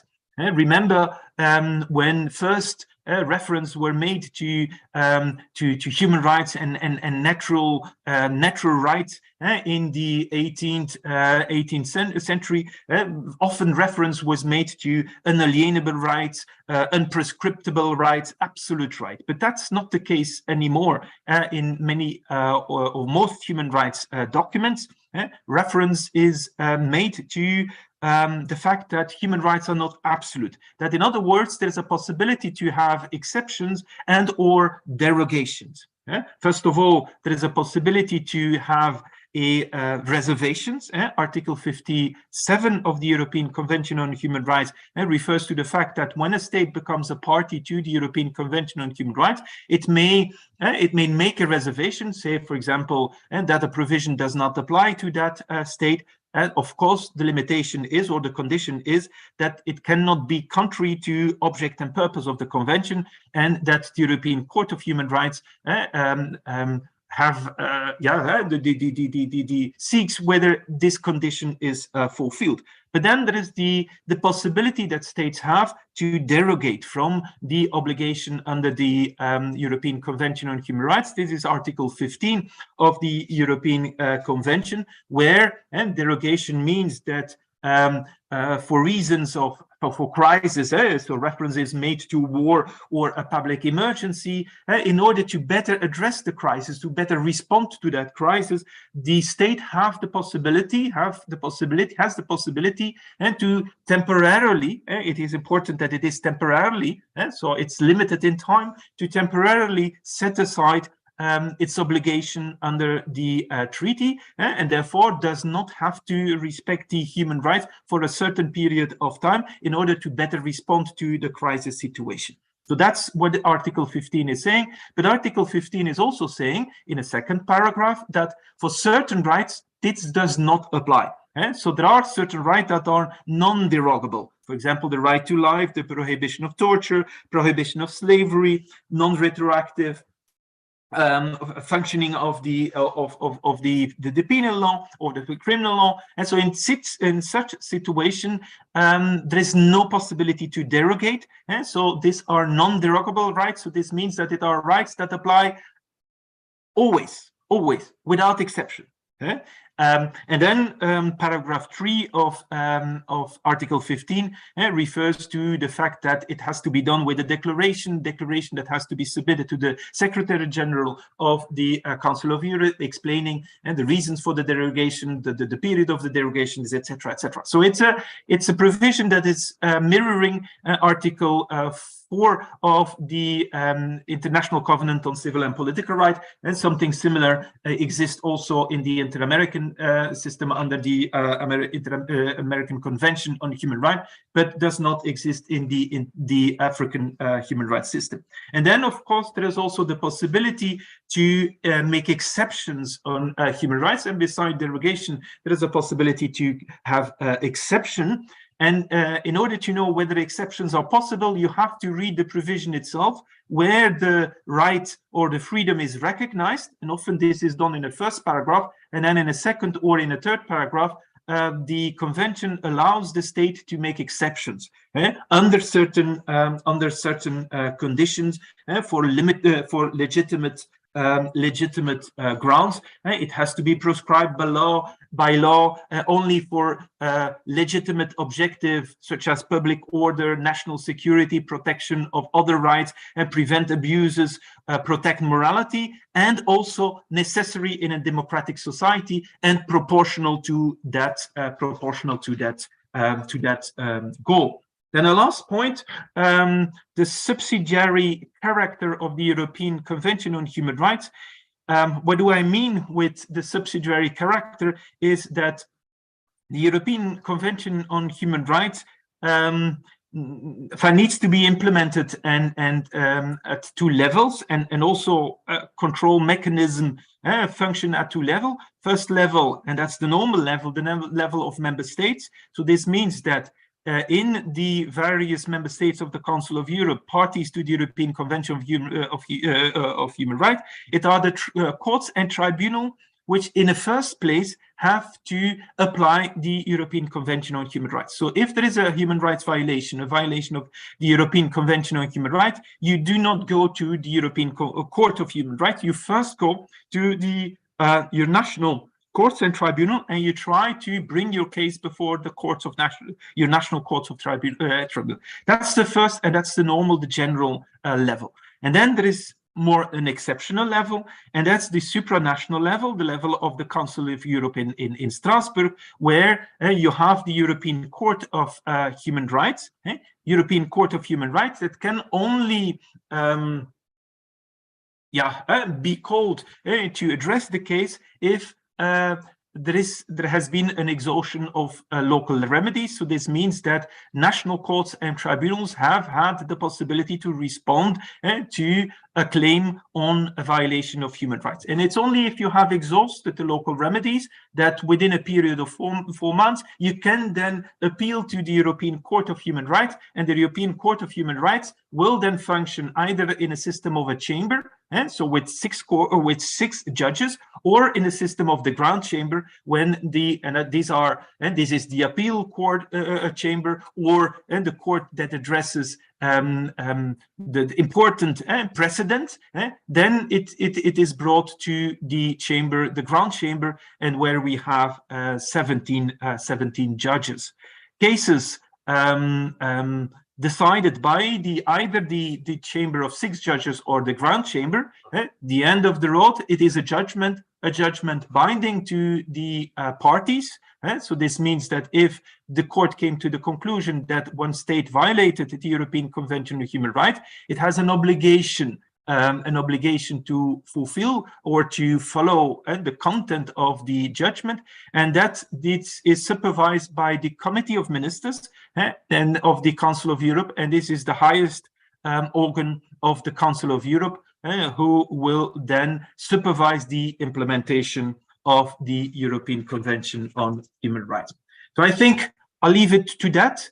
Katarzyna, this is okay for in general, so a small introduction on what is the European Court of Human Rights, so that at least the participants are a bit aware of how the system works and how they could use the European Convention on Human Rights. And of course, there are a number of provisions that might be relevant for the whole discussion, but that I leave to the next speakers.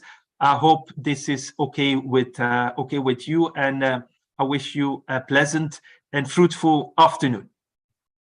Thank you so much, Stefan. Thank you so much. Everybody's clapping here. We are delighted, you know, we are political scientists, so very often the students, they've heard, but they didn't go through the different steps and the hurdles, difficulties, and so I think it was fabulous. I thank you so much and really appreciate it, and let's hope for the future collaboration. If I don't go, if I don't retire before, but anyway, let's hope not. Okay, thank you very much, and have a fruitful afternoon. Thank you so much. Thank you again. Thank you. They were all clapping. So yes, if you want to join for a little discussion, one small second, Shilpi, maybe we'll take for 10 minutes another speaker, because he has an examination. So if we don't let him in, he would either fail or examination, or he would not appear, he wouldn't be with us. So we will go with Shilpi straight after. Thank you very much. I just didn't tell him that if he wanted to join us for the questions. Right, okay, so that's so can we take, because there are two possibilities for Max, either he fails his exam or he just drops us. So let's give him, I lost my program. Anybody has a program? Just Max, don't touch anything, because here everything is fragile. Yes, of course. No. You have your presentation. Yes, did you send it to me? Yes, I did. Okay, so I need Elnas. Could I have a stick? Okay, anybody has a stick that can lend me? No, I think yes. Yes, so if you send it to me, but how I can get it? 1 second, so they say. Yes, where are you? You sent me yesterday. Yeah, no, yeah, I think, yeah. No, but there is no presentation. Yeah, but I think a couple was before. Yeah, it must be before, so let's go to Max. It should have something attached. Yes. It must be before, because it was not like in the last moment. So Max. It's not you again.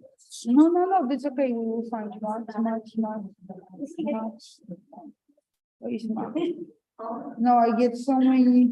I'm going to put myself for you again. Max, but let's say, let's.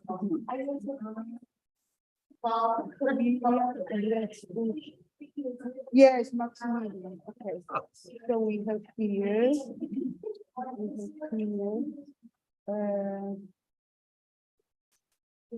Okay. Where is the stick? Yeah. Okay. Yeah, I should really buy one of those. No, it's just because here everything is fragile. So, where is this? No. So this is yours, right? Yes, that's fine. And then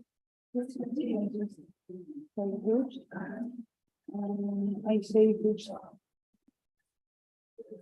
This was D, right? We will see. Sometimes let's see. I think here. Okay. So now we have to close it. We need to get out.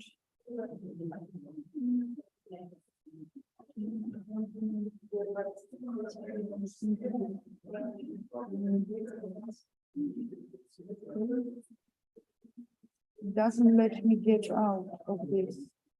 Can I just? Yeah, but then if something happens to this, they will kill me.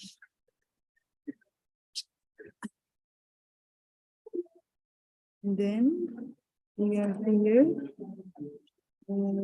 B.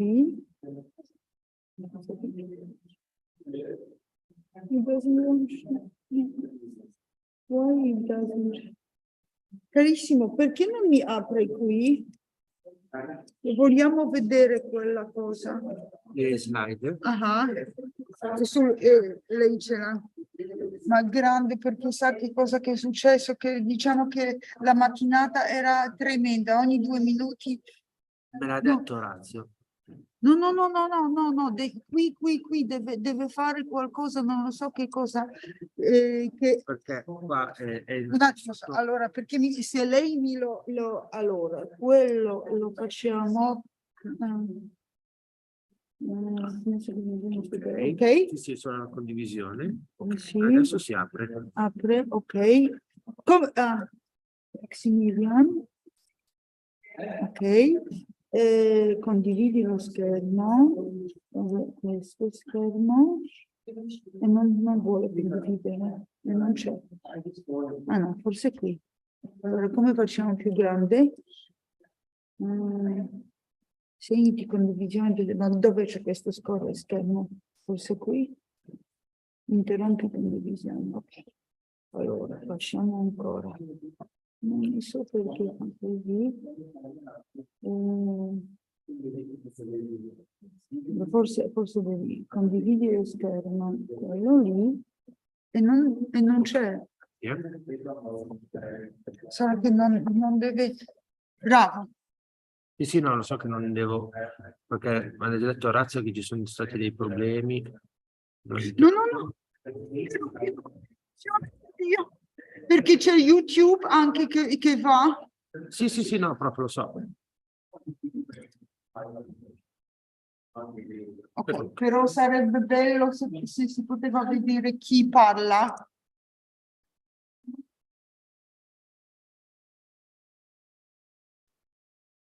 Shamirva on YouTube. I just wanted to wash this, but when you use the cups, please just take them away, because then I have to wash them straight away for the next speaker. Okay. But we don't have, so you have to do the dall'inizio. No. Is it running? Oh, I will wash it. Is it running? YouTube as well?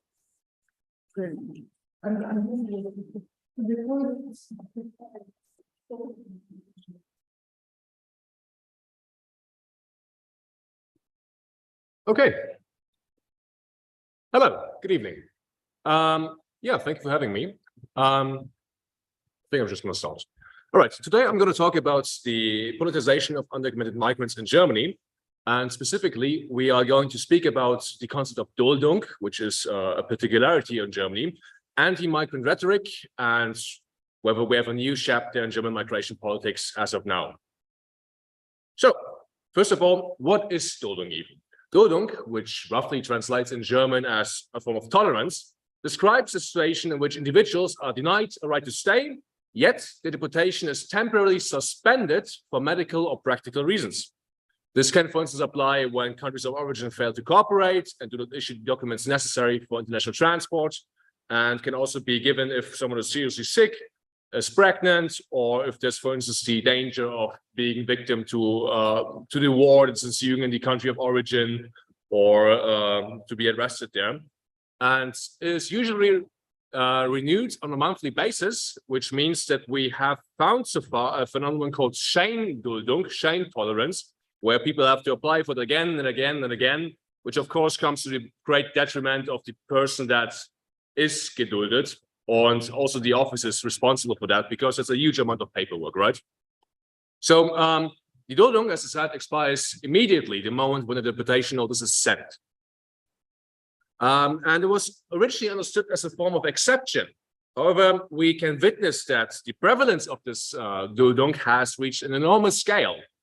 For instance, in 2013, it applied to 94,000 people. And just a couple of years later, in the year 2016, it applied to around 160,000 people. And yeah, this is also because many people who have been refused asylum in Germany can still apply for Duldung. Yeah, so they remain tolerated in some regards. And many of the rules that apply to people who are geduldet, who are tolerated, apply both to asylum seekers and them, such as a partial work ban and mobility restrictions. For instance, you might not be able to move to state.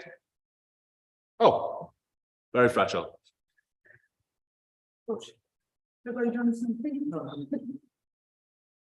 Oh.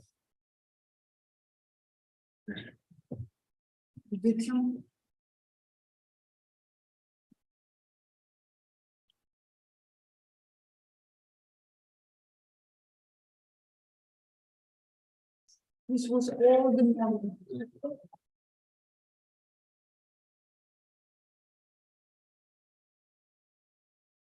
This makes it sound weird.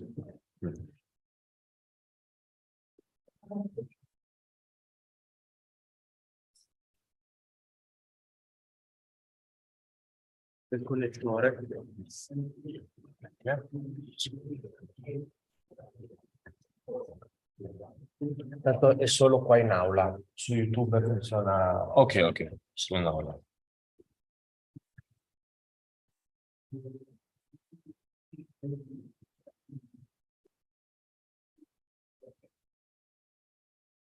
Forse qualcun altro.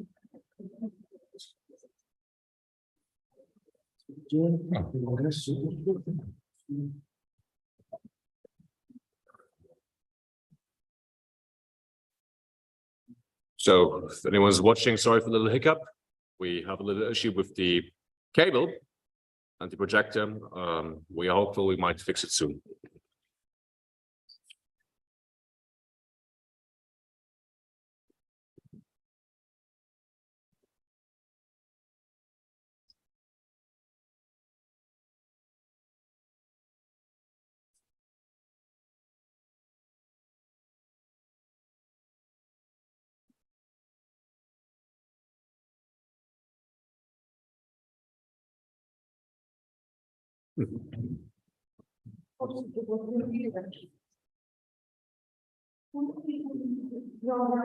Constantly, I play programs, you know,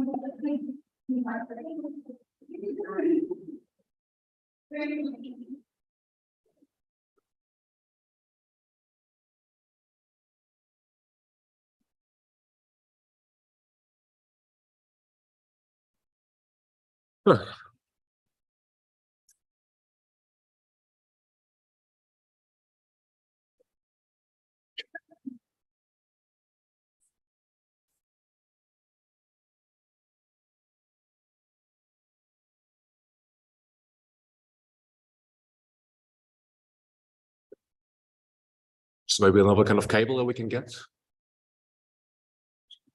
it's just really frustrating. It's just every that Imagine.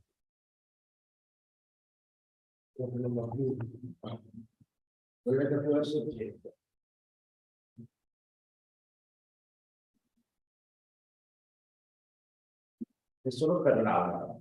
Su YouTube però lo so perché see and can we maybe can we join just right a second. Here it was.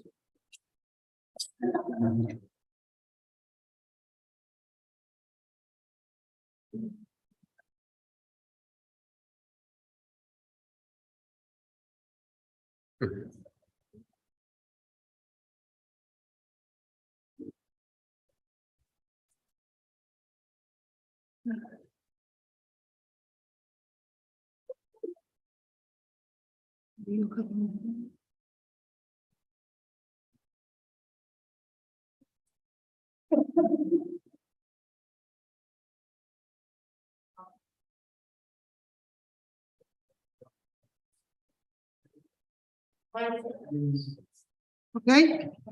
Okay. Thomas, can. All right. Let's hope it stays like this. All right.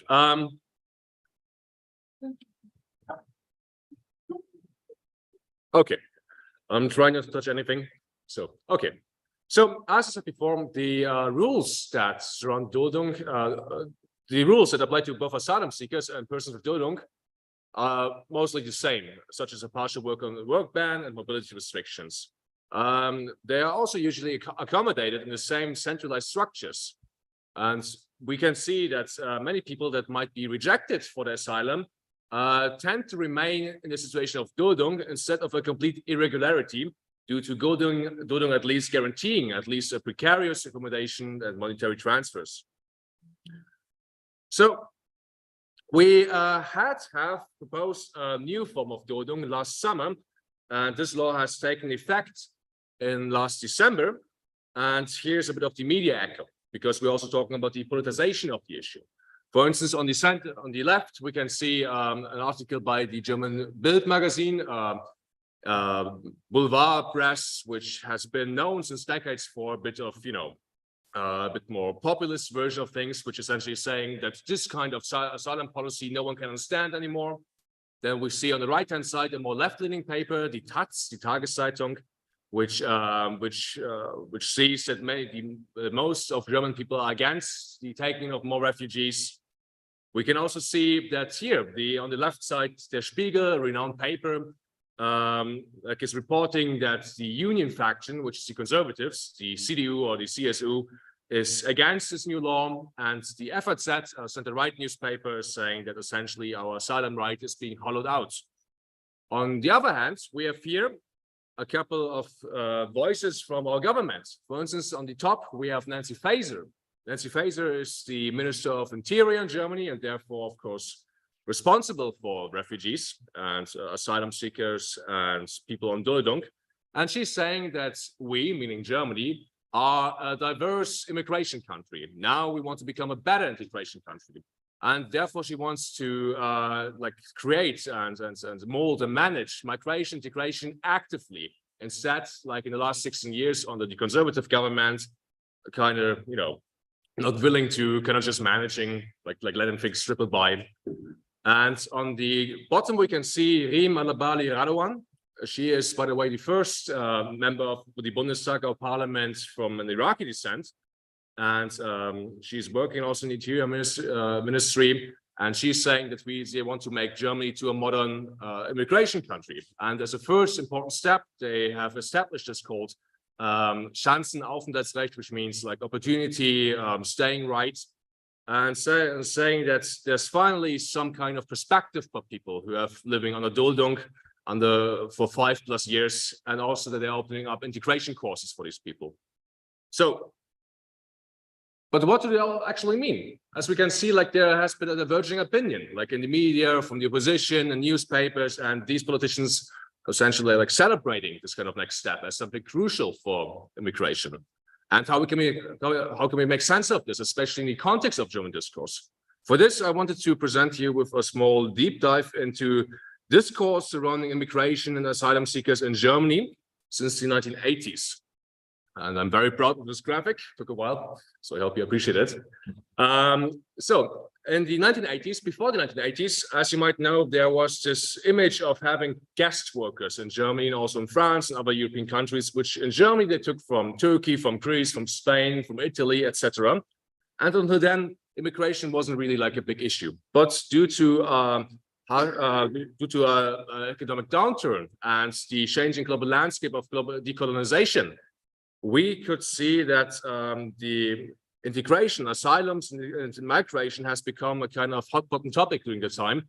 And asylum became the only remaining legal bottleneck of legal migration, and therefore has become politicized for the first time in German politics during the election in the 1980s. And this time we can witness for the first time terms like the bogus asylum seeker, asylum shopping, all that stuff.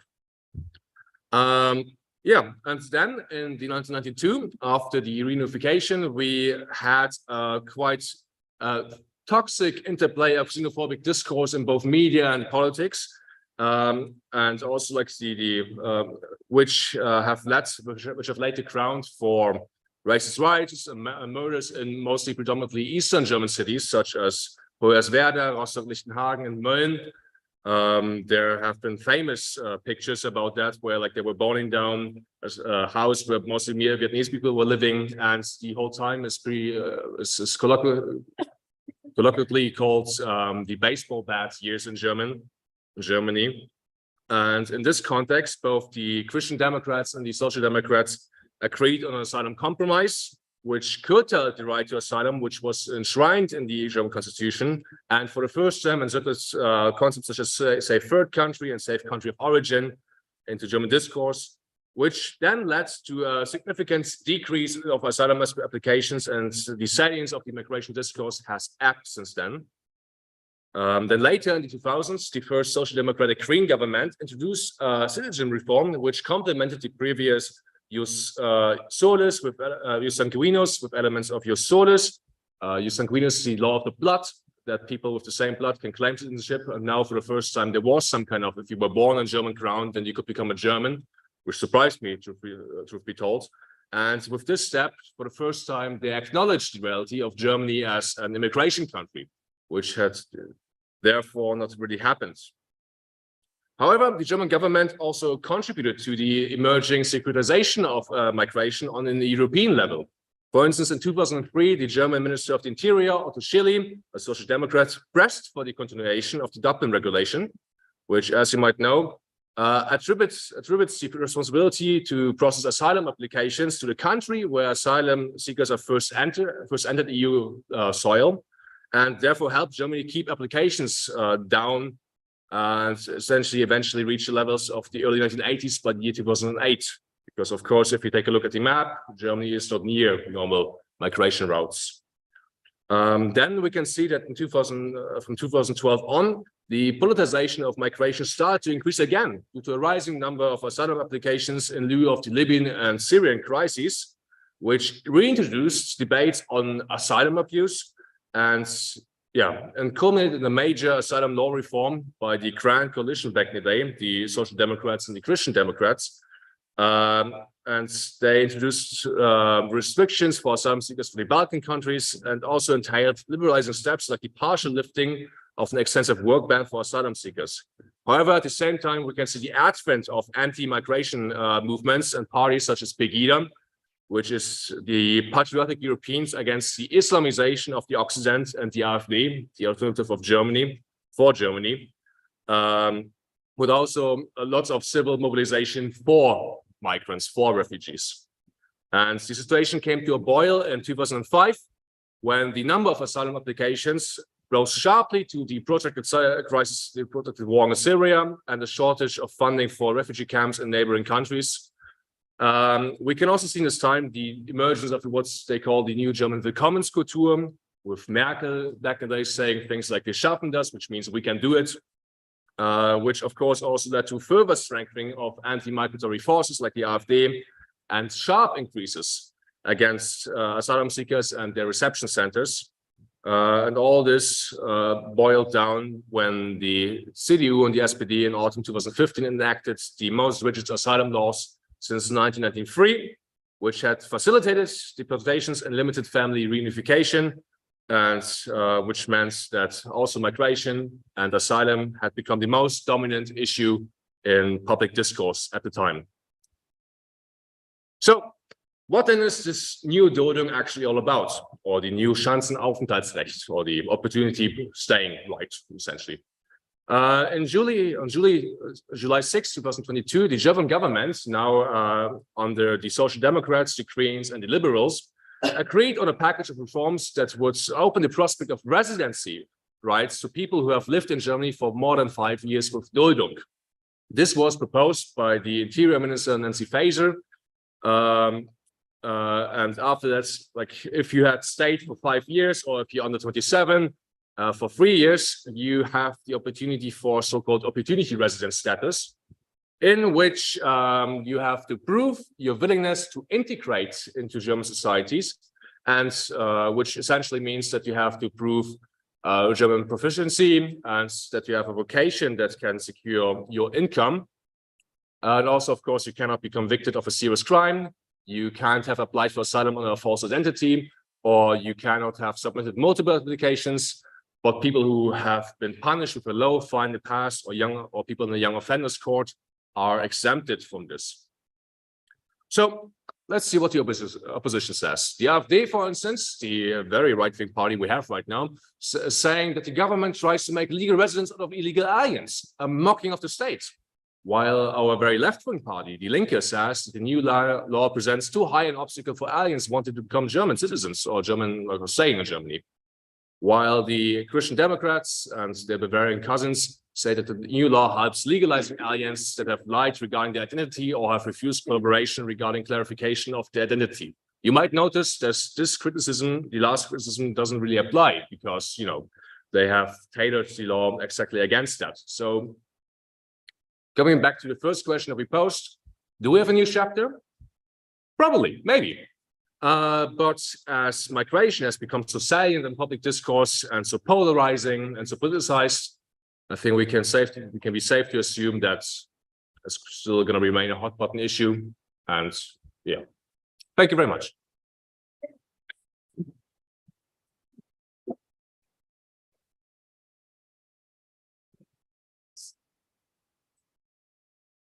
Thank you, Max. Thank you for a little bit different approach to this, but extremely valuable. I thank you very much, and I hope you now pass your exam brilliantly because this was the purpose. But we really appreciated that you wanted to contribute, you wanted to be here. We have a reception, wine and drink at Cortile Sforzesco. It's the entrance to the faculty to political science. In fact, in front of our Ksenia. Perfect. Yeah. So, I'm going to be finished by 8 p.m. I think, but I can just come afterwards. It's still lovely. no, university closes at 8, so try to leave before. Thank you so much. So guys, I think that I don't know how to get out of, yeah, right. So Vladimir, because Vladimir is waiting 1 hour and a half already, unless okay, if he's not here, so Shilpi, absolutely. So I will make it really short, so it's good. Okay, so once again, I will introduce you, but I would like to close this, and I don't know how. Let me, what I saw, interlocuzione. Do we have any slides? Yes, Okay. I sent it to you over an email. Okay. It's also in the pen drive. Right. So this is on the pen drive. Okay. Excellent. So I just only right. Okay. So I just put this. The presentation Italy conference, the number. This one? No, the one above, right above. This one? No, the presentation yeah, Italy conference. Okay. Let's hope. Yes. So let me just divide. Where was it? So we should this was the one, right? Yeah. Once again, I will even do better. Just but maybe it's important. So we will do for 1 second because I would like. Well, this is what animation. Okay. So we are. So I just would like to introduce Professor Smith. Wanted to introduce Shilpi, and I'm sorry that just because I had to take Max because Max had an exam. So I just we had two possibilities. Either we won't have him here, so I did want to have him here, or we just swap a little bit. So Shilpi works with Professor Smith. This is what I understood. He wanted to introduce her, but for some reason, well, for the reason that we had to take Max, I thought it was pointless because then Max is coming. Yeah. So then, and I think that Shilpi works on undocumented migrants. I told you that India is very well represented here, but she's not going to talk about India. This is what I understood. Yeah. This is what you said. So first, she would sort of continue the discourse that Professor Jones this morning started about the distinction between undocumented and documented, and why does it matter, or maybe it doesn't matter. In many cases, it doesn't really matter because both need to be protected. Yeah. Or so Shilpi comes and works in Flemish version of Free University of Brussels, of which I'm also a part because of a certain distinction that I got at one point. So Shilpi, the floor is yours. Thank you.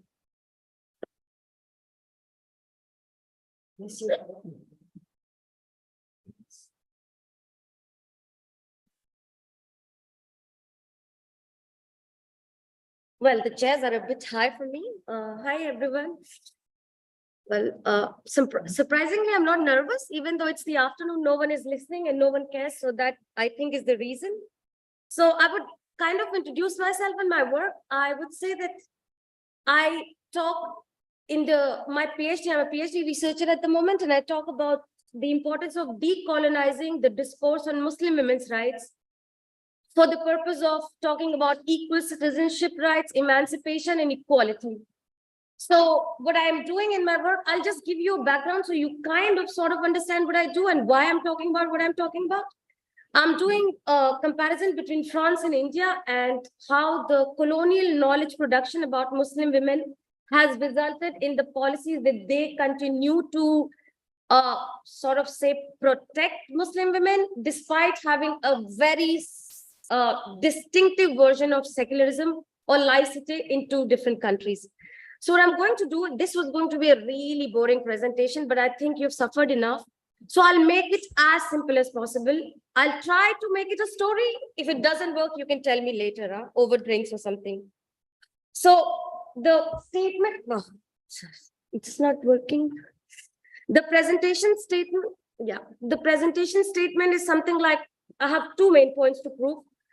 That the colonial legacy of knowledge production about certain cultural practices results in obstructing the process of mainstreaming migrant minority population within modern liberal societies. And these descriptions, how you describe the other, also affects their ability to either integrate, assimilate, or be accommodated in the society. Well, these are very separate, segregated terms. I'm no way saying that integration, assimilation, and accommodation are the same, but these are interchangeably used in legal conversation. So I'm just using, if you have a question, you can just shoot or ask if I'm making sense to you, right? So now, how do I do this? How do I go to the next slide? Next slide. Just press here. No, Oh, no. Okay. Gosh, it happens to me in the lecture theater. Okay. Very often. So. And my approach essentially is I use the example of migrant women, more specifically Muslim women, in the jurisprudence of European Court of Human Rights. And this paper has already been published by the CNR Italy. And I'm just presenting that paper with a few tweaks because I think it makes sense in this present setting. So, I mean, the fact is that human rights are considered to be universal. And when these human rights actually come to the capabilities of a human as an identification term, like, for example, let's say you identify as a Muslim, I identify as a Hindu, I have religious cultural beliefs. So that as a human right gets a higher moral authority just by being in a realm where maybe all things legal do not tend to work. It has more to do with how you choose to represent yourself in the society. So essentially, my paper argues that there is a higher moral authority with human rights when it comes to your choice of identifying yourself as in terms of religion, gender, sexuality, culture, etc. So in the European Convention of Human Rights, there are specific rights. You can read about that. I don't need to talk about that at the moment. Then in the UN provisions, cultural rights are one of the 5 categories, but there is no definite way culture is described. So sometimes it can be freedom of association, art, education, religion, traditions, etc. So there is a very broad concept of what cultural rights can mean. There are a few conventions which you will come across if you read about it. It is the ICESCR, ICCPR, which are the core instruments which protect cultural rights in its title. And Article 27 of the ICCPR and Article 27 of the Universal Declaration of Human Rights is relevant here. I'm going very fast because it's really late for everyone. Okay, so sorry. Then till the 1990s, there was no specific guidelines on this, but in 1990, there was a revised guideline, and Article 15 and Article 27, 15 of the ICESCR and Article 27 of the ICCPR, cultural rights were given a central space in these two instruments. Now, this is where I will actually start my argument. So when we talk about cultural rights, like most human rights, they are not absolute. They are generally subject to, like my supervisor Stefan also explained, they are generally subject to certain limitations, can be public health, morality, security, etc. Security, I mean, these are some of the limitations. In the same sense, Article 29(2) of the UDHR also provides that there can be limitations to cultural rights on, I will just read it out so you understand it a bit. In the exercise of his rights or these rights and freedoms, everyone shall be subject only to such limitations as are determined by law solely for the purpose of securing due recognition and respect for the rights and freedoms of others. So this rights and freedom of others has been really instrumental in the European Court of Human Rights judgment, where they have decided to limit one person's freedom for the purpose of living in a democratic society. For example, one of the judgments of the European Court of Human Rights actually said removing the face wheel is like lighting a dark street with street lights. This is how you live together with another person. So these are some of the limitations, the rights and freedom of others, and of meeting the just requirements of morality, public order, and the general welfare in a democratic society. Now, when we talk about this, also Article 29(3) and Article 4 of the ICESCR, there is a very good author on this, Donders, and he writes that an appropriate criteria could therefore be that cultural practices should not be in conflict with the value of human dignity and the internationally accepted norms of human rights. So the question is, who has defined these accepted norms and where did international law come from? If you see the history of international law, it came post Second World War, was made by generally the global north, where they had a voice to speak, and it comes from their understanding of what accepted norms, acceptable culture in the society can be. Now, for this, because I come from the global south, I have to see the perspectives of scholars from the global south. And in international law, there is a third world approaches to international law, which talks about how we need to decolonize international law at the moment. Actually, I was just attending a conference where Hilary Charlesworth from the ICJ was there, and she was talking about why there are not enough feminist approaches to international law. And she also, I mean, I asked her a question and she kind of agreed, unless and until we decolonize international law, feminist and gender perspectives cannot be present in international law because it was written by men for men at the moment in that setting. And that's only natural that it happens in such a way. But here, this really makes it impossible to allow any other norms or cultures to be accepted than that were when international law were defined. Now, the problem is when you universalize certain cultures and the othering of different cultures, what happens is that everything that does not resemble or is similar to what you believe is acceptable becomes a problem.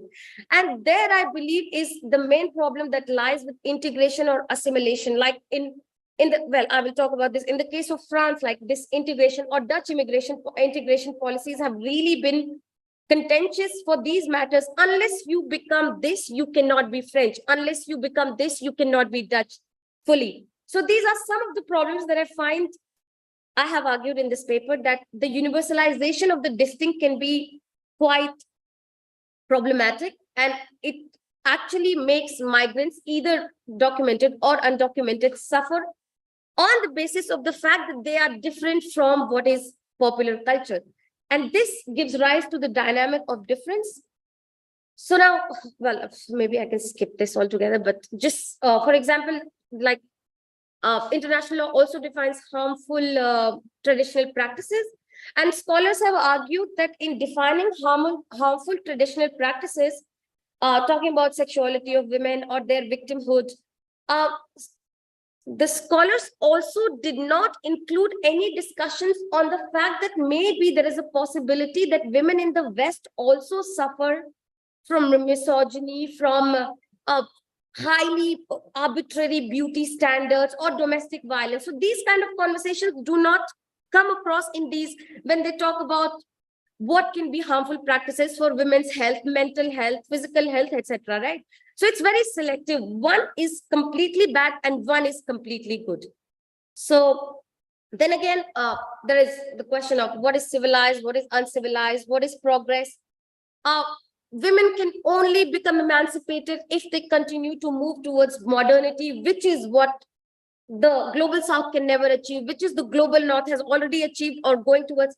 But the thing is, these theses have already been debunked, because in the before 1980s, actually, there was this thesis of privatization of religion saying that religion will actually move into the corner and the world will become so modern that we won't even need religion.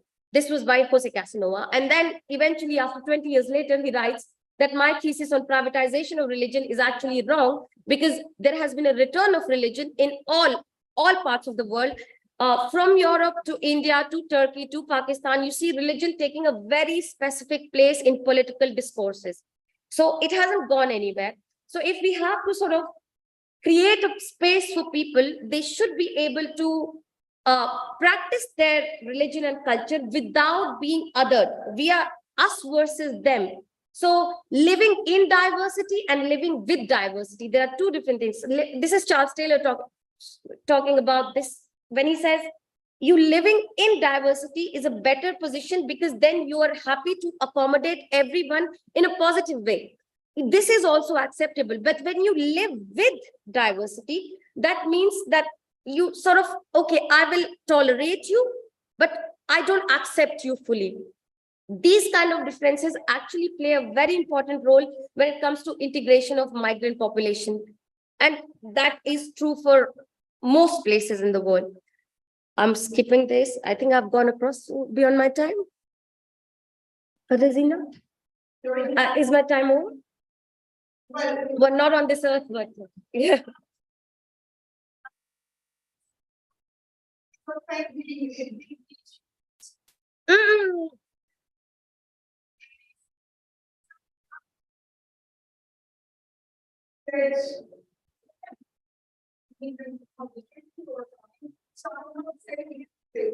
No, but I understand. Oh.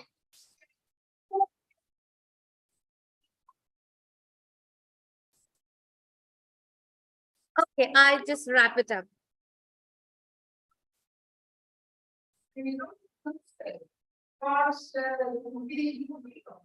I'll just wrap it up.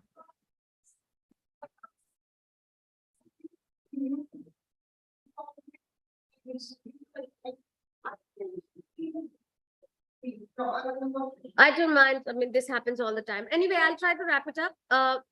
You can anyway read my paper. And if you have questions, you can write me an email. So the idea is that because of the colonial character of how international law evolved, there are some things that are considered to be acceptable, and there are some things cultural that are unacceptable, and that actually affects how we see population that does not look like us or does not behave like us. Their traditions, cultures might be different.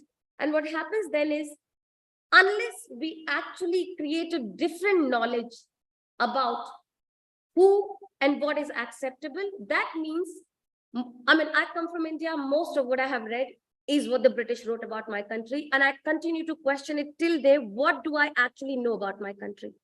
And that colonial knowledge production actually continues to play continuously in our heads. And I see this across the board among scholars. It is a way that we think, and it is me, it is everyone, because we read what was available to us. And unless we actually challenge that colonial knowledge production about the other, who the other is, why they are the others, we won't be able to actually accept things that may be different or look different or behave differently than us. And that is very important because culture really is essential to one's identity, and it has to be protected for migrants, documented or undocumented. Thank you.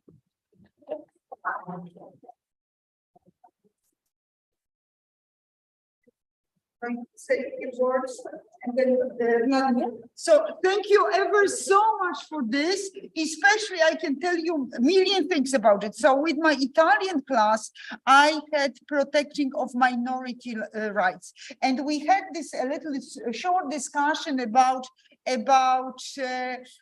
what sort, how European international documents, declarations and conventions, how they divide. Maybe it's forse io tocco qualcosa, no? Okay. So we will deal. Okay. So what I thought that we obviously discussed. We were discussing cultural, religious, and who will help me? You just escaped me. Cultural, religious, and what else? What's the third? What's the third that all the international documents are talking the division? One small second, Shamir, because you disturbed me, it just escaped me what I was going to say. So I was saying about her speech that this was extremely useful for the class on protecting of minorities, and I was hoping that you will help me because just escaped me that all cases that we have, they protect either yes, linguistic, either religious or culture.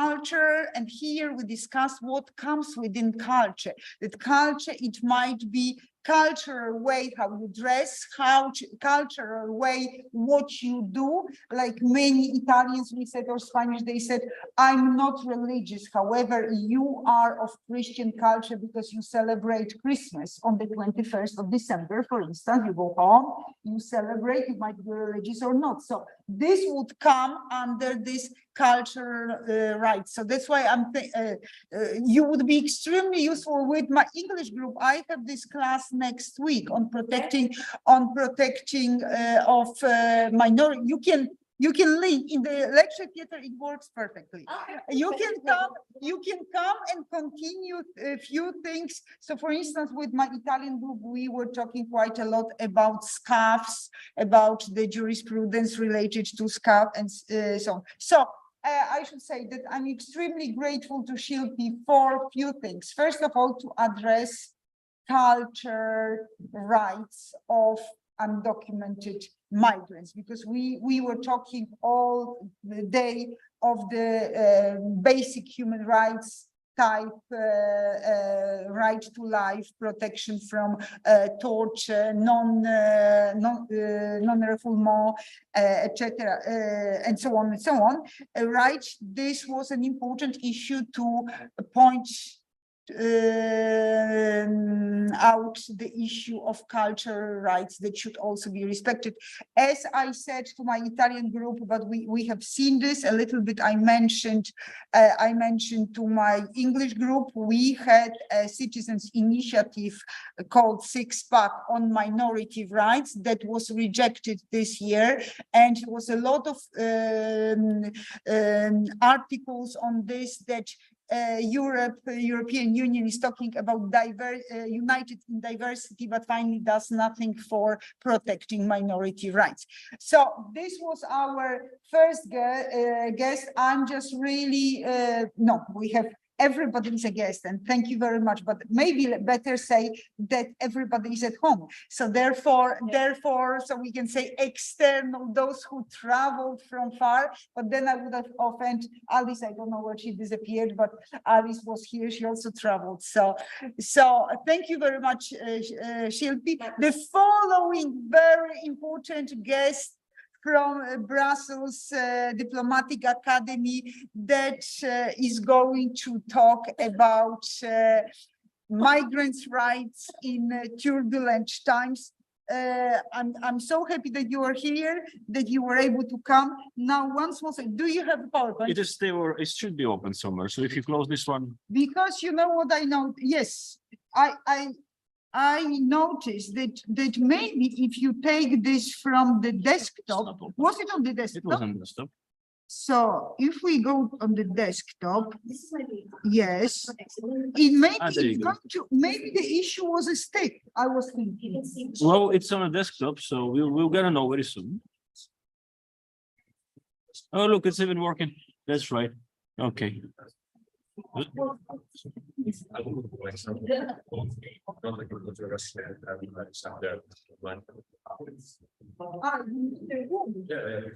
they want me to like show my hands and whatnot, but I can go to a restaurant.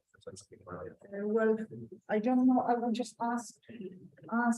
What is on your laptop? What was the start hotkey? What was the start? One second. I'm on start. I didn't understand, Max, that this is what you asked me, but we are going to sort Because it. you've got normally One F5 as a, but What it's not the case. what is this? You want to start Yeah, the presentation? Yeah, So obviously, you just do let it run. fine. Let it run. One second, no. Okay, so. Because it's so in Italian, it's already open. No, it's where is this? Is this here, right? Which one? Migration CIS, of course, this one. Okay. It's already open. Uh, That's just- actually, so what we have to do, we have to just. Okay, One Okay, second. great. We are going to check, so now it's 6 o'clock. We should be out. Well, let me just ask Thomas. Thomas, right, Katarina, let me know when I start and when I stop, so. yes, Yes. sounds good. Sure. So guys, so I'm very happy that Vlad is here. He is going, again, something is disturbing your, maybe can we do like this? Yes. So I'm really very, and different type of rights that we are going to consider. So Vladimir, thank you so much for being here. You can sit, if my back bothers you. Well, it's on the way, but it's okay. Right. I'm not really used to present sit. So it's gonna be right, but as long as the camera sees me and those gentlemen up there sees me as well, because not my belly, which is presentable thing as well, but not an intellectual side. Right. I'm gonna entertain you for just not for so long, because my background, unlike many gentlemen and ladies here, is not a legal background. I'm actually an expert in a particular region, which is Commonwealth of Independent States, or for laymen, post-Soviet space, the remains of Soviet Union with a big scary bear in the middle. So what I'm going to talk about is, well, how the migration, not necessarily undocumented migration in general is going on in this region, because this is a perfect example of how not to handle the migration. Now, the reason why I'm saying that is it's not a criticism. It is just stating the fact that it's extremely complex matter. And I think personally that just not have been properly implemented because we just didn't have enough time, and there's been a lot of turbulences going on in the middle. The perestroika, right? Then change of the regime, another change of the regime, then the COVID hit, now we've got the war. Now, all these things, of course, affect how it evolves. So let's just bring in a couple of critical points, and we're going to try to make a comparison of those things going on there with what we have here in Europe. Because I think we can learn a lesson or two from that. Essentially, that's why I'm here.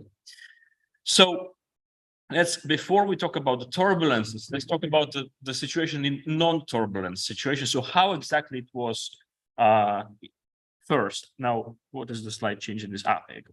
So in a general points of how migration has been in CIS, or Commonwealth of Independent States, well, there are a couple of things that still remain the same. First of all, once the Soviet Union collapsed, or as some like to say, independence of Russia happened, the migration has become more of an international issue. So mainly there's been a big shift from cultural migration towards the labor migration. And mainly that happened from the Central Asian countries such as Kyrgyzstan, Uzbekistan, Tajikistan, and so on, to Russia. But also there's been a really big amount of intellectual migration between Kazakhstan and Russia, and Ukraine and Russia before the war were a big on cultural exchange. Now it doesn't happen anymore, of course, we know why. But the most problematic point has been always a labor migration from those Central Asian countries to Russia. The reason is because it turns out that there is mutual dependence. And there is mutual dependence, there is a very big scale, there is a lack of transparency in statistics because seems like both sides, or say multiple sides, are quite interested to portray it as beautiful as possible without actually giving away as much as problematic points, which clogs an actual problem solving. There is a legislation on that. It is classical way of CIS handling legislation, especially when it turns out to Russia. The strict laws are not necessarily implemented. So there is integration programs, there is a language tests, there is a test for knowledge of local law and labor laws. Doesn't mean that they really work the way that they're supposed to work. So in fact, a lot of migration, even if it's documented, remains to a certain degree not very well regularized. The numbers are pretty big. And another problem that we've got, but this is something that we have in Europe, probably on a similar scale, is a big social and big cultural, big religious gap between the local population and the laborers that's coming from Central Asia states. So I'm not going to deliberately talk about what was going on the cultural exchange between Kazakhstan, Russia and Ukraine, because those things changed a lot since the war. So this information is quite available. I don't think that makes sense to spend time on talking about what's not there anymore. So we're going to focus on what's still there, right? And to focus on this, I want to address a couple of points. And one of them, skip this one, because we are running out of time. We don't want to eat a cold food, right? So we're gonna just go straight to the point. So, see, so the three major pillars of problem that are still there and that amplified over time is the consequences of COVID-19 pandemic, is the war, and it's a still ongoing cultural and social gap between the migrations forces and local population. Now, the COVID-19 taught us a couple of very interesting things. Now, everywhere the movement of population has started to slow down to the extent of being blocked. Okay, it's normal, and this is what we all know. However, it turns out that Russia was very dependent on laborers from Central Asia, despite that they were largely mistreated, often not paid properly. There is no proper regularization in many cases. But once the Russian government failed to implement the amnesty of illegal laborers to at least salvage some who still were in the country at the moment when the COVID lockdown started, under the pressure of mainly under the pressure of Vox Populi, who say, well, we don't want those here. Okay, so it's a typical racism or xenophobia issue against them. Well, just a couple of months later, pretty much the entire building sector fell still. A lot of workers were lacking in all the manual labor, in cleaning, in taxi drivers. Construction was about 30% that was corresponding from migration. So, you know, all those sectors were severely lacking workforce. All those sectors were mainly filled by migrations, and I suspect that the majority of those were not properly documented or not documented entirely. Now, I say I suspect it because there is no transparent data that I could say this is that, this is that. Of course, we've got NGOs who try to track this, even on European level. I'll pay a lot of money to see if this that is correct or not. I don't really believe it is. I think there is a lot of shadow underneath the sea surface that we do not see. Okay, so what does it teach us?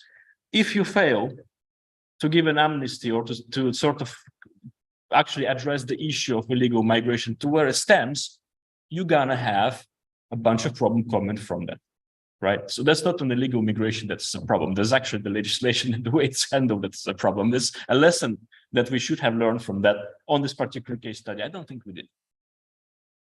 Now, just for a small number, and I'm not really like giving numbers when it comes down to countries which are not super transparent. There were 1.3 million less migrants in Russia just in the time of the COVID year, and that's documented number. So you can as well add certain margin higher than that. So COVID-19 exposed a very simple fact that we need the workforce in migrants, and we do need, when we actually need to learn to see them as humans as well, because this is how you make your economy prosper. Otherwise, you end up paralyzed. I could say a little bit about intellectual migration, but it's not the topic of what I'm going to talk today, right? I've been talking about some time ago. Anyway, so this is the lesson from COVID-19. Now, shortly after COVID-19, the war broke out. And we all know how big of a consequences it had in all the aspects of our lives. I'm not going to talk about this because that's not the scope of our conference today. And I happily refer you to a couple of things that I've been talking, including here some months ago, I think 3 or 4 times, even 3 times, I guess. But important and striking thing that happened during the war in Commonwealth of Independent States is that it created the 2 vectors of the new migration trends. One of them were Russians who were running from mobilization, and they create massive traffic jams on the borders of more peaceful and more successful CIS countries such as, Georgia, Armenia, Kazakhstan, which indecently started to just send people back after a while. But on the other hand, what happened was that Russia attempted to utilize the poor conditions in which the laborers would work, and they opened the drafting points. Again, there is no transparency on how often it happened, what are the numbers, but there have been attempts to open the drafting points where the migrants, no matter documented or not, could serve in exchange for papers. Now, they're not going to come back, right? They're not going to come back. They are not trained warriors. They do not have sufficient training grounds, armaments, whatever else to actually train those poor souls to fight the war. It's just numbers, free numbers. But you can see it not only as a part of migration, because we also know that in the very first months of the war, a lot of people who were drafted from poorer and ethnical minorities regions rather than from central parts. And I have an anecdotal story, which something that I don't like, because we all know that anecdote is not an academic method, and neither can it be presented in court as evidence. But I've been talking to a friend of mine, somebody I used to know, and he still lives in Moscow. And I asked him, so you're not mobilized yet, not drafted to the army? And say, well, they only draft those, ethnical people. What else do they do with their life anyway? Do things. This brings us to a 4th point, the cultural situation with xenophobia. Now, this is something that we also could absolutely learn from, not this. This is the next point. From Russia is that, it seems that despite that Russians, or say Kazakhstan, or more even Ukraine or Belarus, more economically developed CIS countries do require migrants. They do see them as, the cultural gap is way too big. They don't see them, say, as equal culturally or socially.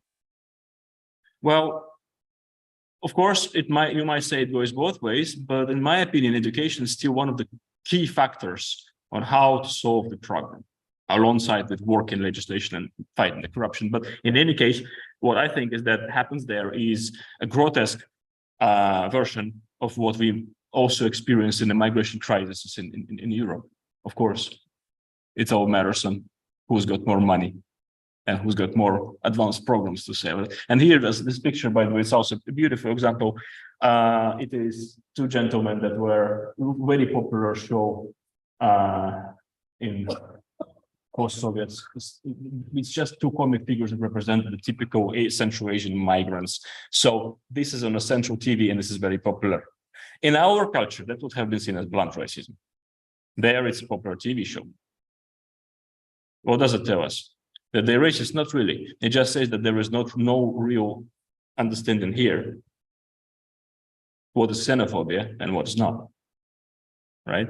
So why am I saying all this? Well, the reason why I'm saying all this is because, in my opinion, this small case study on a region that is currently undergoing massive turbulence that we hear and we feel can teach us a trick or 2 on how to handle it on our level, because we have resources. We dare to say we have intelligence, and we dare to say we have education. Why don't we use it? That's it. Thank you so much.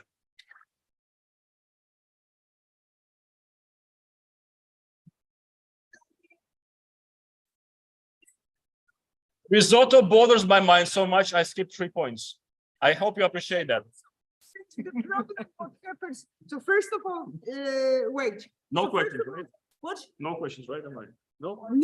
No questions. Okay. Let Okay. me first speak and then we can, because Okay.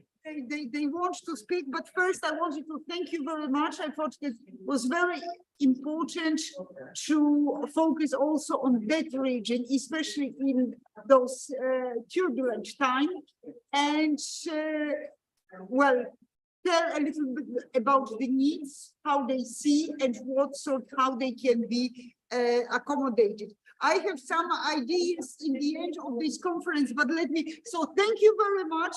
Thank you very much. The questions, well, let them speak, and then if we have 2 minutes, or maybe we will go for risotto and then come for the questions. Well, I don't know what's the right thing. So we have done everything. So now we have our world politics and international relations group. Guys, I understand what doesn't work. Now I think that every presentation needs to be copied on the desktop, because you see, in your presentation was no problem. You might be, but I think that this is the issue, because those who had the presentation of desktop was absolutely perfect, and those that they were from the, directly from the stick, they didn't work. So to help you, so where I have we will copy. So we will copy, so put it, Shamir, is it yours?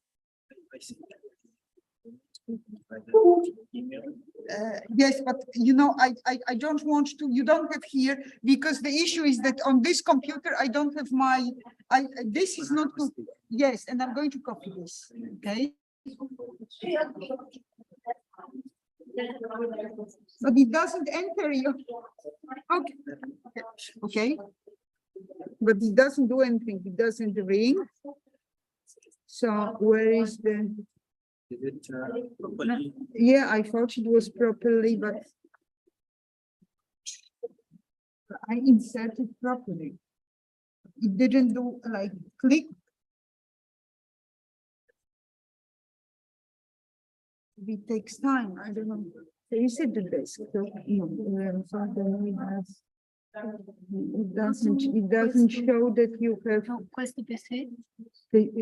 Okay. Okay, no, it's not reading. No, that's not it.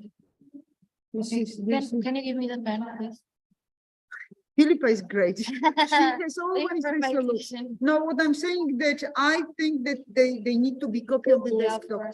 This is what. Okay.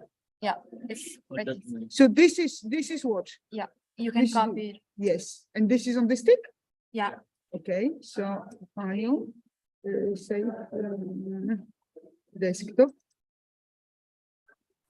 Yeah. Okay. Do we have another stick? Who is the next one on the group? We have Victoria. We have a stick. The pen drive. Can I get it? Can I get it? She's, yeah. Well, okay. Okay. So let's. Where is the stick? I think because I want to do expel. Yeah. You can take it out. So you can take. We just expel it. Okay. Okay. So now too late, because I wanted to copy. Okay. Just. Okay. Yeah. So shall I introduce, Coach? Just don't close Zoom. No, Zoom is open.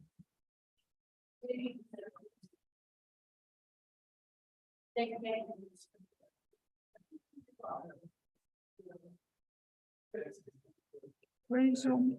It's right here.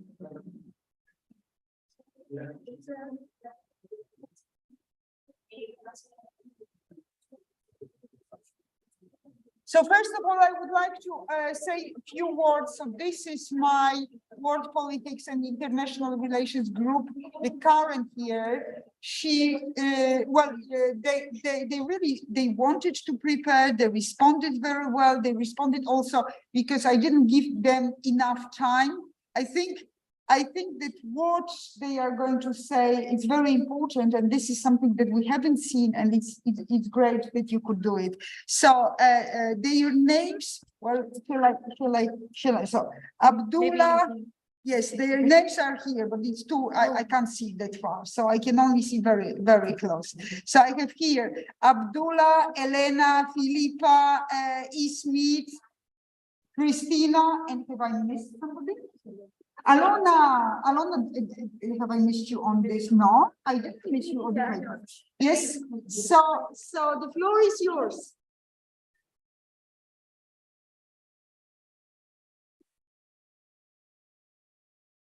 Well, but it was, I copied, I thought that this was, where is the technician? Shamir, can you get the technician? You don't know what he's.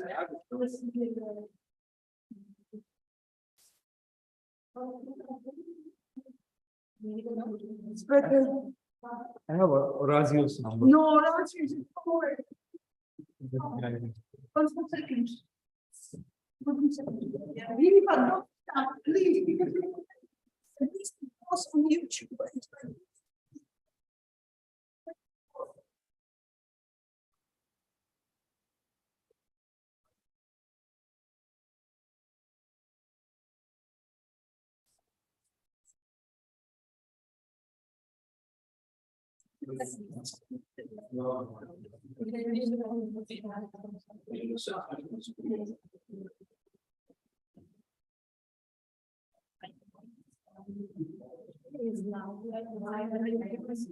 It's like the connection cable. So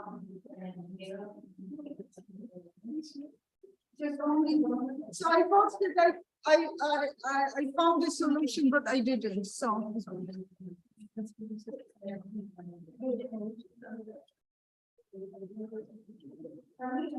We can, He's coming. okay.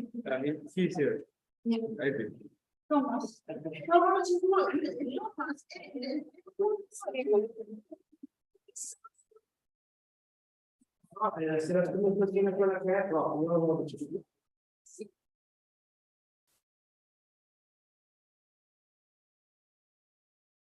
E se non ancora studiare, benissimo. No,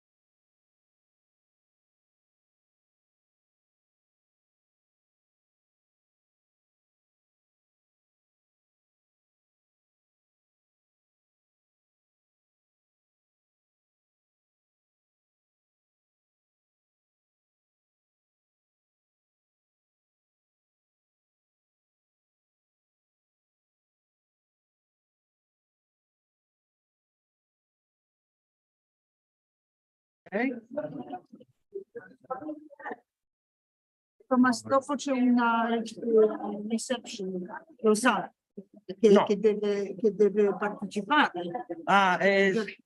Ho degli altri impegni, però adesso vediamo. Prima risolviamo il problema qua e poi facciamo tutto. Allora. Qua, Zoom.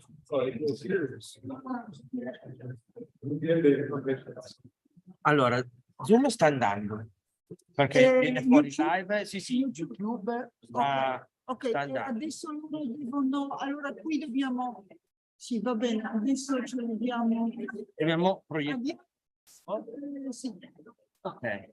Però loro ce l'hanno la loro presentazione. Su questo computer? Sì, hanno già provato, era Filippa, aiuta. Ok.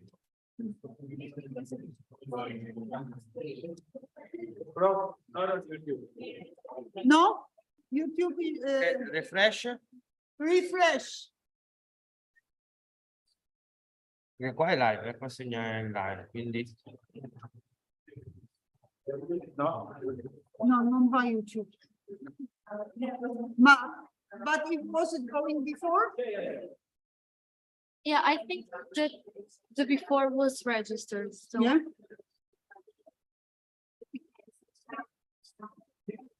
Non va YouTube. Qua segna che funziona, YouTube. E qua è in live, guarda.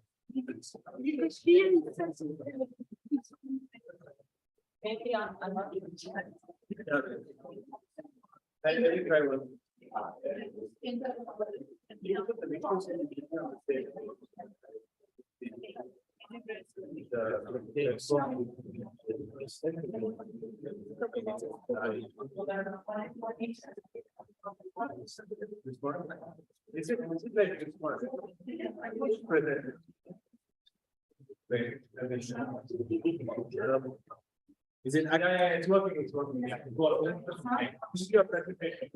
Yeah. Yeah. Okay. So where's the presentation? Dobbiamo chiudere quella cosa che questa presentazione, ma non esce.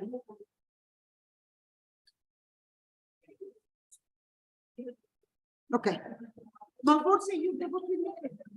No, tanto da solo. Quando mi segnalate che vuole un proiettore nuovo con la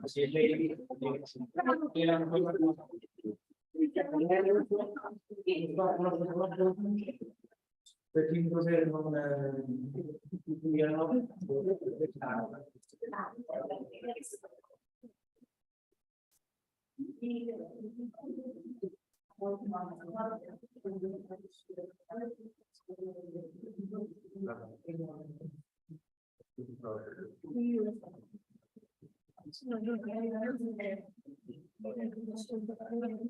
Non possiamo prendere un'altra cosa.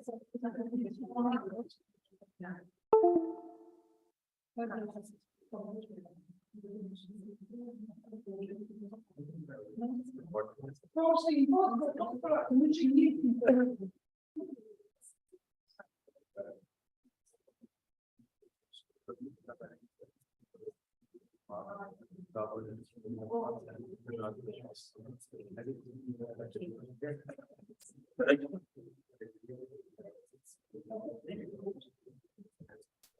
quando sei mio siamo cominciati già io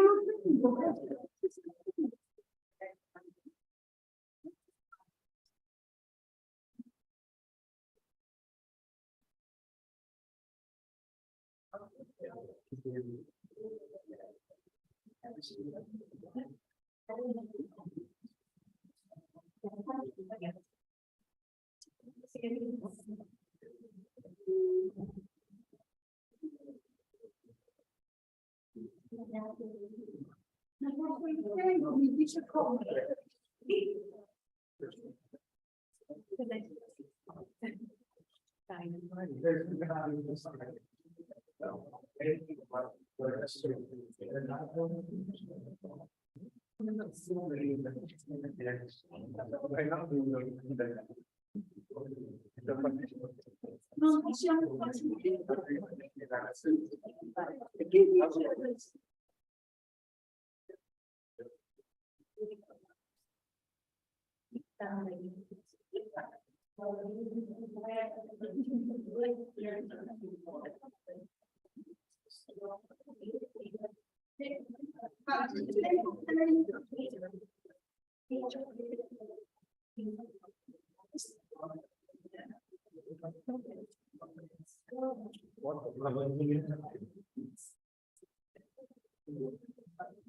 Mava, YouTube, maybe you can start, or YouTube.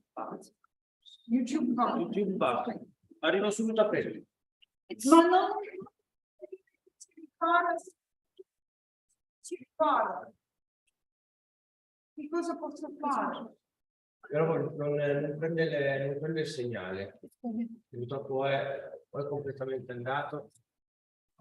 Io nel frattempo vado a prenderlo. Almeno...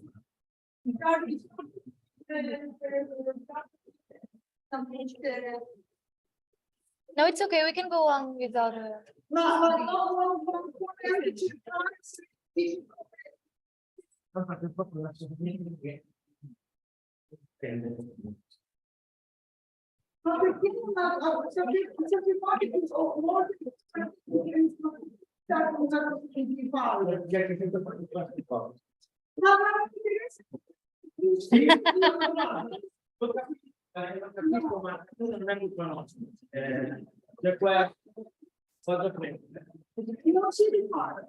It's okay, we can go on.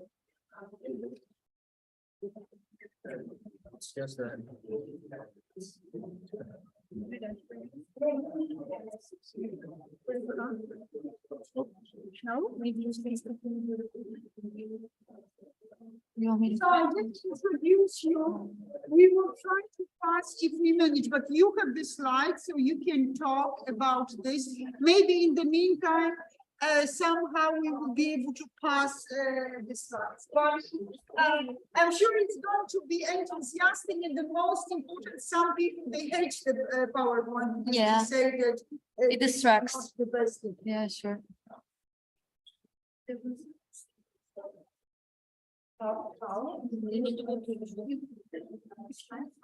Yes. They can see the slides. But they can see the slides on the YouTube. On the YouTube, they can, yeah. Okay. Yeah.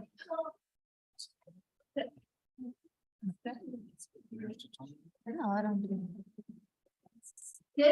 Okay, good afternoon, everyone. We're students of World Politics and International Relations.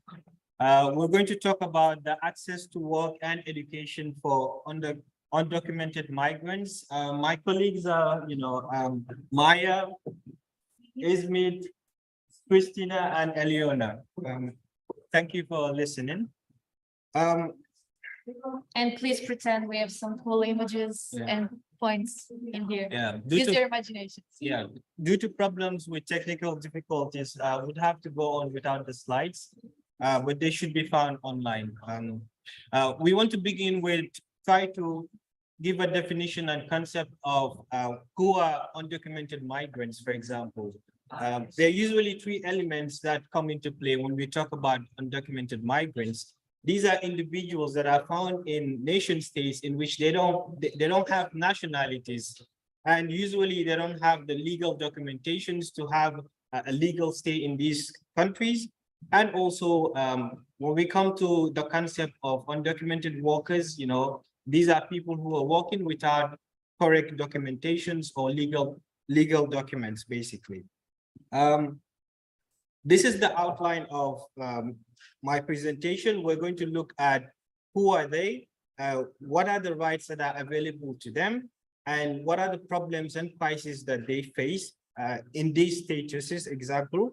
And for example, what are the EU laws and instruments that are really helping to mitigate these problems that they're facing, and will also provide a potential solution or a recommendation for their problems as well. usually there are few areas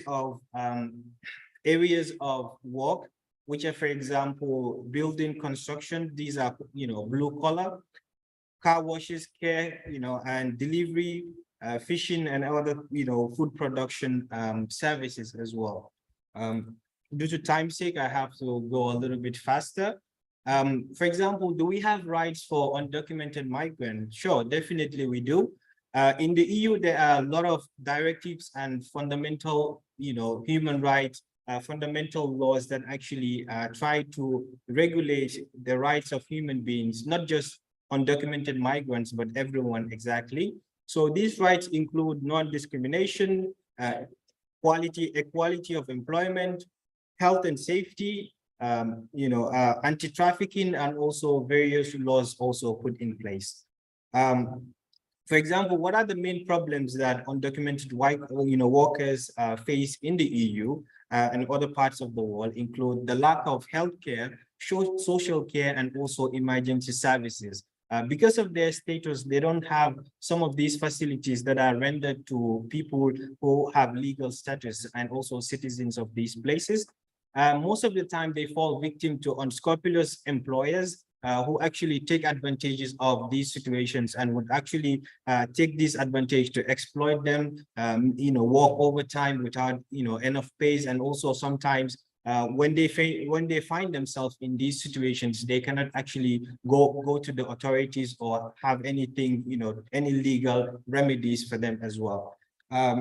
There's also one fundamental, aspect that we want to talk about, which are the instruments and legal instruments and organizations. For example, the European Parliament and also the Council of Europe, directives that are put in place to actually help these people, but also to limit undocumented migrants' access to work as well.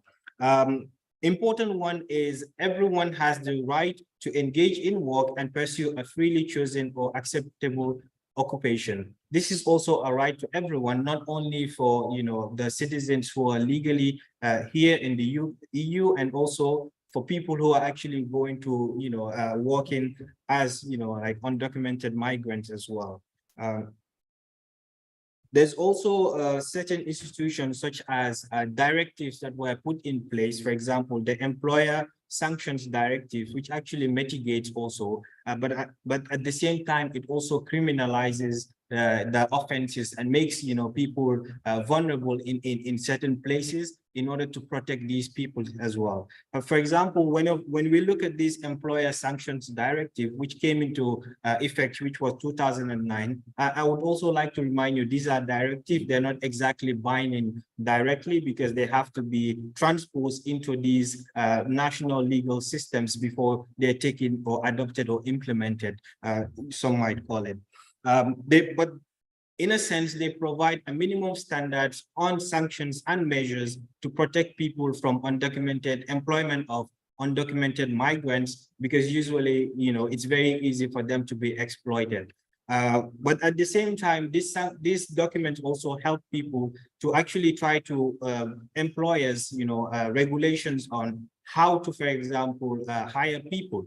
So before hiring people, you should use necessary document checks. For example, check whether they have work permit or either residence permit before giving them jobs as well.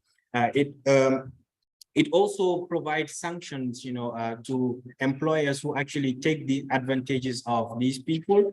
And also it provides and then supports people to actually governments of the member state to actually carry out routine inspections to help mitigate this problem. And also, there are many directives that actually try to help these undocumented migrants. Some of them actually try to explain about the burden of proof below 3 months, which is very significant in most cases. And then also there are other frameworks, directives on the health and safety at work, and also some directives on pregnancy,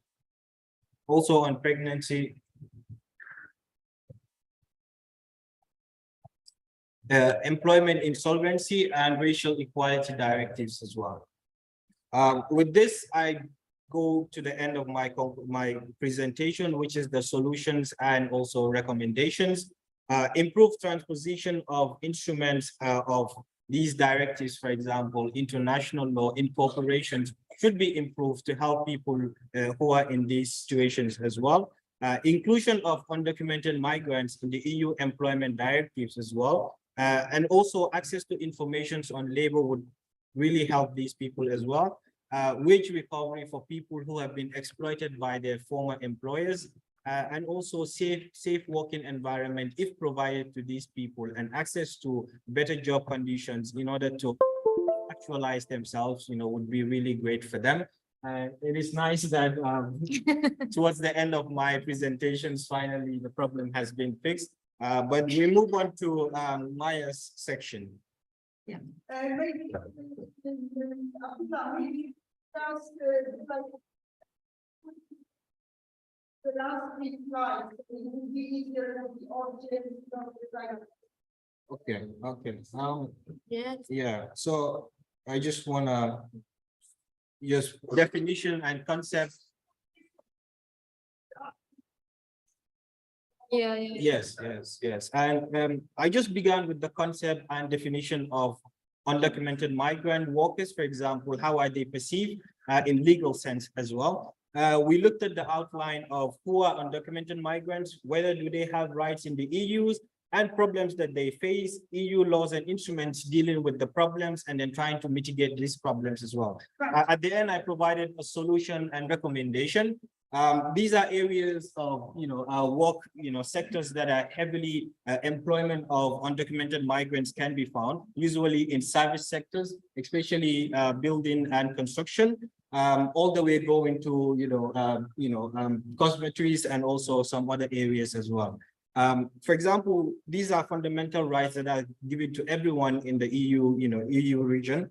And then undocumented migrants also have these rights given to them. Also, when we look at these are the things that they lack because of their status. For example, lack of healthcare, social care, emergency services. They fall victim to these people, long hours without enough wage for them, and then also they have tendencies of violence as well. These are the laws, for example, which can be used to interpret, for example, the laws that are put in place for everyone in the EU. For example, I mentioned about directives which were put in place in 2009. For example, the burden of proof, different directives that are pertaining to undocumented migrants, recommendations, which I already did, and we can move on to, so we can move to Maya's section, which is the undocumented migrant access to education. Thank you.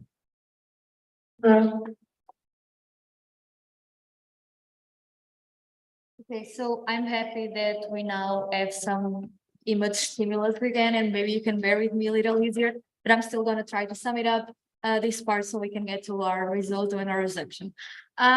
Okay, so to talk about undocumented migrant children that are coming to Europe in search of a better education. As we all know, children's rights are defined in the United Nations Convention on the Rights of the Child, as well as the EU Charter on Fundamental Rights, and also the Treaty of the European Union. And these rights are protected to every child, regardless of the state qualifier. And on both the Eastern and Central Mediterranean routes, many children have left their countries, as we can imagine, due to violence, deprivation of rights, lack of a good, healthy life. And although their first aim might not have been to travel to Europe, looking into Europe and the quality of our education was definitely one of the factors that might have brought these children into our continent. And although all the children in the world do have these rights defined legally, that they have fundamental right to basic education, the actual quality and duration of school offered to asylum-seeking refugee and migrant children depends more on where they are and where they were born, especially, which is a very preeminent issue, and that is why we decided to bring this up today. So due to these migrant children in an irregular situation, so those who have not applied for asylum or do not have their proper documents, are at the most risk of staying out of school. And only 7 EU member states have explicitly recognized undocumented migrant children entitlement to basic formal education. As you can see, we have stated them in this slide. And 3 member states of the European Union actually purposely excluded or limited these rights to schooling, which speaks a lot to where their rights rely and where their hearts rely as well. And the silence of the European Union also states a lot about that. So what are the challenges that these undocumented migrant children do face in regards to education? Well, they do face a lot of the same issues that the workers face, as Abdullah has exposed. But we can see that they do have a deeper sense of this discrimination and this lack of access to rights, in the sense that they are still in development. They need more nurturing, they need more attention, they need more things that they are not being provided with. So some of those challenges will be definitely the legal barriers, including the lack of provisions on their access to education, and how the states don't actually go out of their way to actually like qualify and read in written policies how they can actually access the education in their countries, even though they are undocumented. Also administrative challenge, because a lot of schools do require that a child has its birth certificate in order to go to school, and a lot of these children that are going out of conflict don't possess those birth certificates with them. Also, there are limited opportunities for especially adolescents and people turning into legal age, so 18, because they face a greater risk of dropping out of education, since it's not as invested as primary education. And the same thing happens for children who are turning 18, and most families will just kick them out and will not provide them with the necessary education and safety guards they need.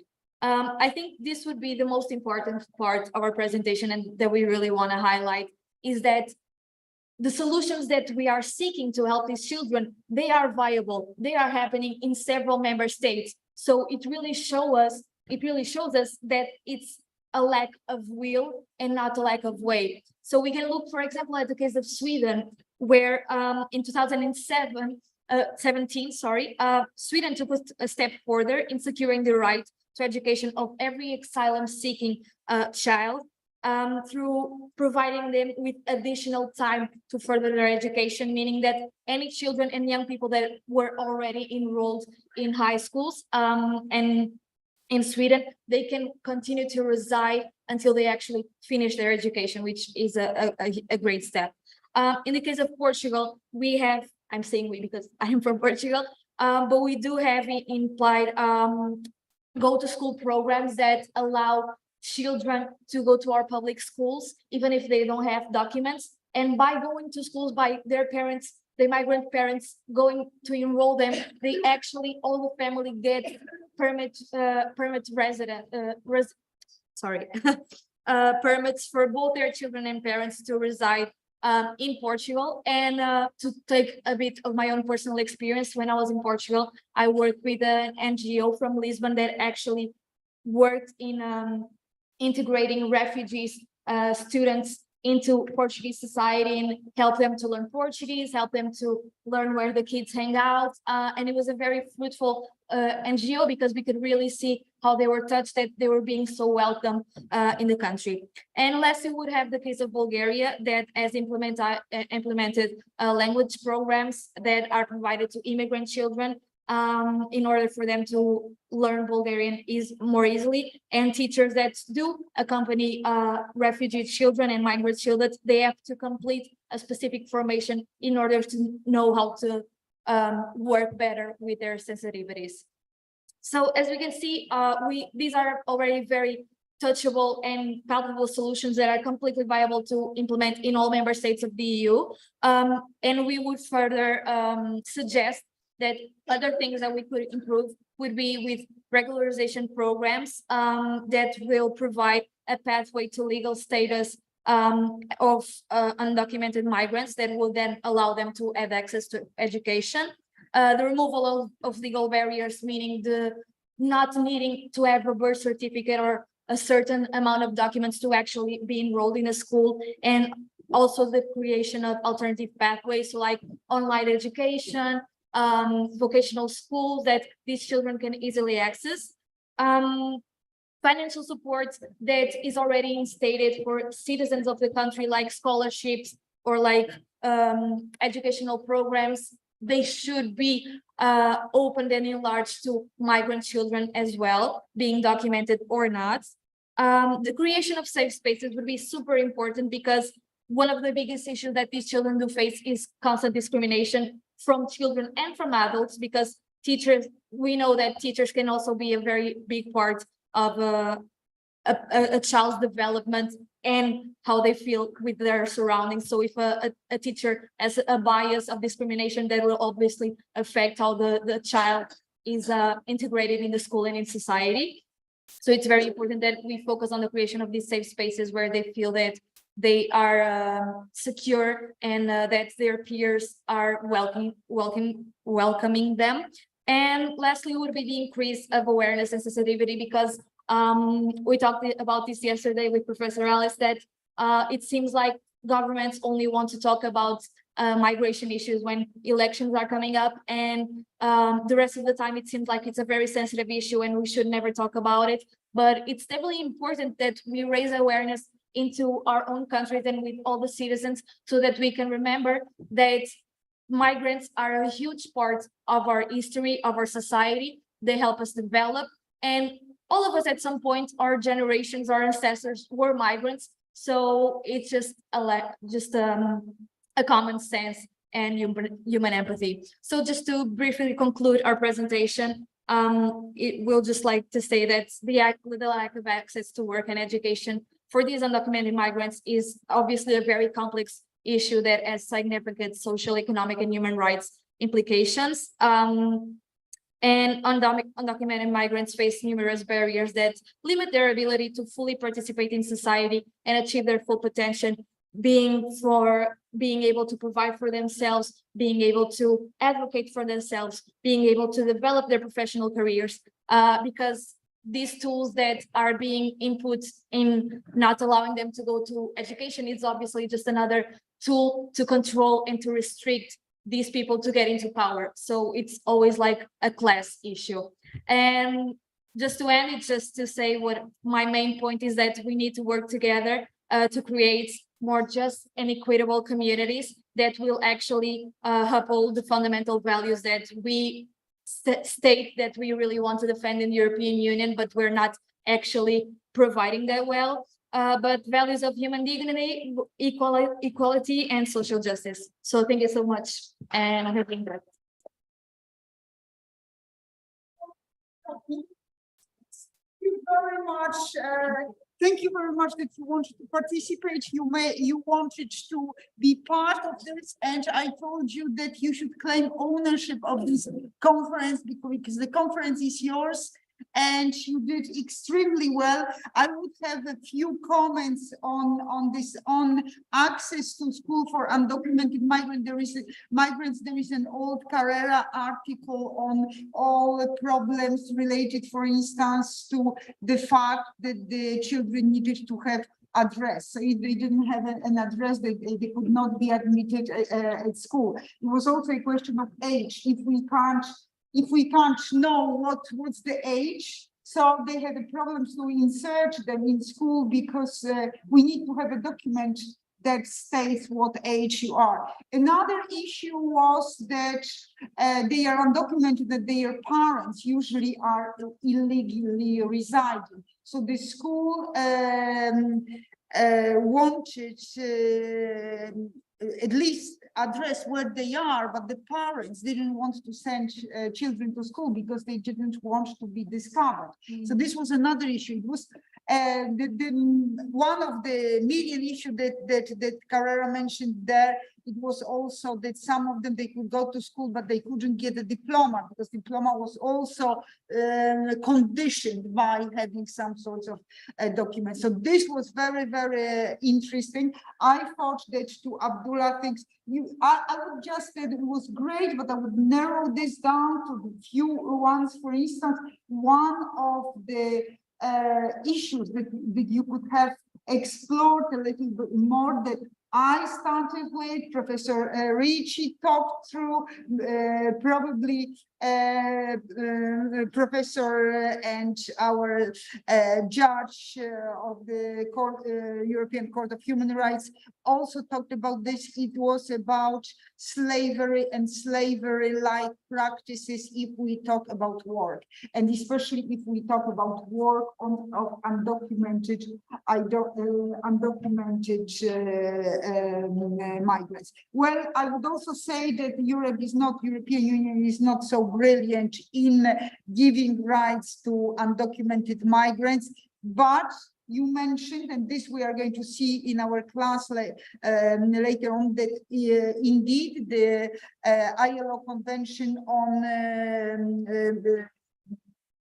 economic migrants and their families, they have a part 3 which is dedicated to undocumented migrants. Unfortunately, it doesn't bring anything fabulous. It's only about basic human rights type, right to life, not to be tortured, protected from torture, and obviously prohibition of slavery and slavery-like practices, which in relation to work, it's but however, it was great. It was really, I'm so sorry for these technical problems. Thomas was able to sort out. I'm sorry that we sorted out at 6 o'clock p.m. because, you know, it would be much nicer to, so thank you, Thomas. We only regret that you have not come to work earlier. So yeah, it's not his fault. So once more second, Victoria, so can we go with Cecilia? Because for some reason, Cecilia needs to go home. Yes, so we very short presentation. Okay, girls? So I think now everything is going to work. Thank you to Vlad. Vlad had a great idea about what we can do at finding of this conference, but we will think through. We will get to this. So where is this? So now it should work, everything.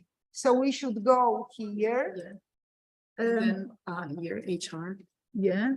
And then here. Where religion. Okay. So shall I introduce? So I know that Cecilia has many, thank you, Philippa, was really great. I know that Cecilia has many functions and has done a lot of things. For me, Cecilia is one of our world politics and international relations students. But as I said, Cecilia did many things. And so maybe she will tell you more about this, or maybe she will go because, you know, the reception is waiting and the result, I don't want to think about the result. Okay, so here, shall I make it right? So let's presentation. Do we see it here? Down in Inizio, but here, yes. Perfect. Thank you so much. Okay. So, good afternoon, everybody. My name is Cecilia Longo. I'm a student of World Politics and International Relationships, as Professor Katarzyna told you before. I'm also a student at Collegio Ghislieri and at IDUS Pavia. And today I'd like to address the topic of religion and migration. And especially I have to make like a big little premises because so this presentation originates from a research project that I'm currently working on in Florence, whose aim is to map religious communities in Florence and in Florence surroundings. And so since I've been extensively working on ethnic Catholic communities, this really made me reflect on the very interesting and complex relationship between religion and migration. And today I'd like to address the topic of undocumented migrants from that perspective. So I decided to call my presentation, like to entitle my presentation in this way. And so the title is When Religion Fills Institutional Gaps, the Mediating Role of Catholic Priests in the Case of Tuscany's Undocumented Migrants. So since the, sorry, wait, it's not.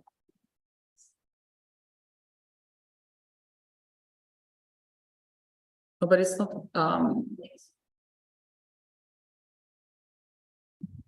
Thank you. Okay, since the topic of religion and migration is it's like it's very huge, it's massive. I decided, because of the time constraints, I decided to address a very specific topic, and precisely the role of Catholic priests in providing assistance to undocumented migrants. So the research question of the presentation is, which is the role of Catholic priests in Tuscany's immigrant communities in relation to undocumented migrants? Well, in order to address and to provide an answer to this question, I decided to structure this brief contribution in this way. First of all, I will provide some very general consideration about the topic of religion, society, and institutions. Then I will move on to explain why religious communities and migrations, thank you so much, are intertwined. And then I will explain to you the research project I'm working on in order to understand the, thanks to the practical implication and the practical findings, which is the role of Catholic priests in providing assistance to undocumented migrants. So first of all, what do we have to talk about priests while addressing the problem of migration? Well, we have to do a little step back. First of all, we have to make reference to the functionalist theory of religion that was developed by Durkheim, and especially to the fact that religion actually provides for networks, community apps, and also for social assistance.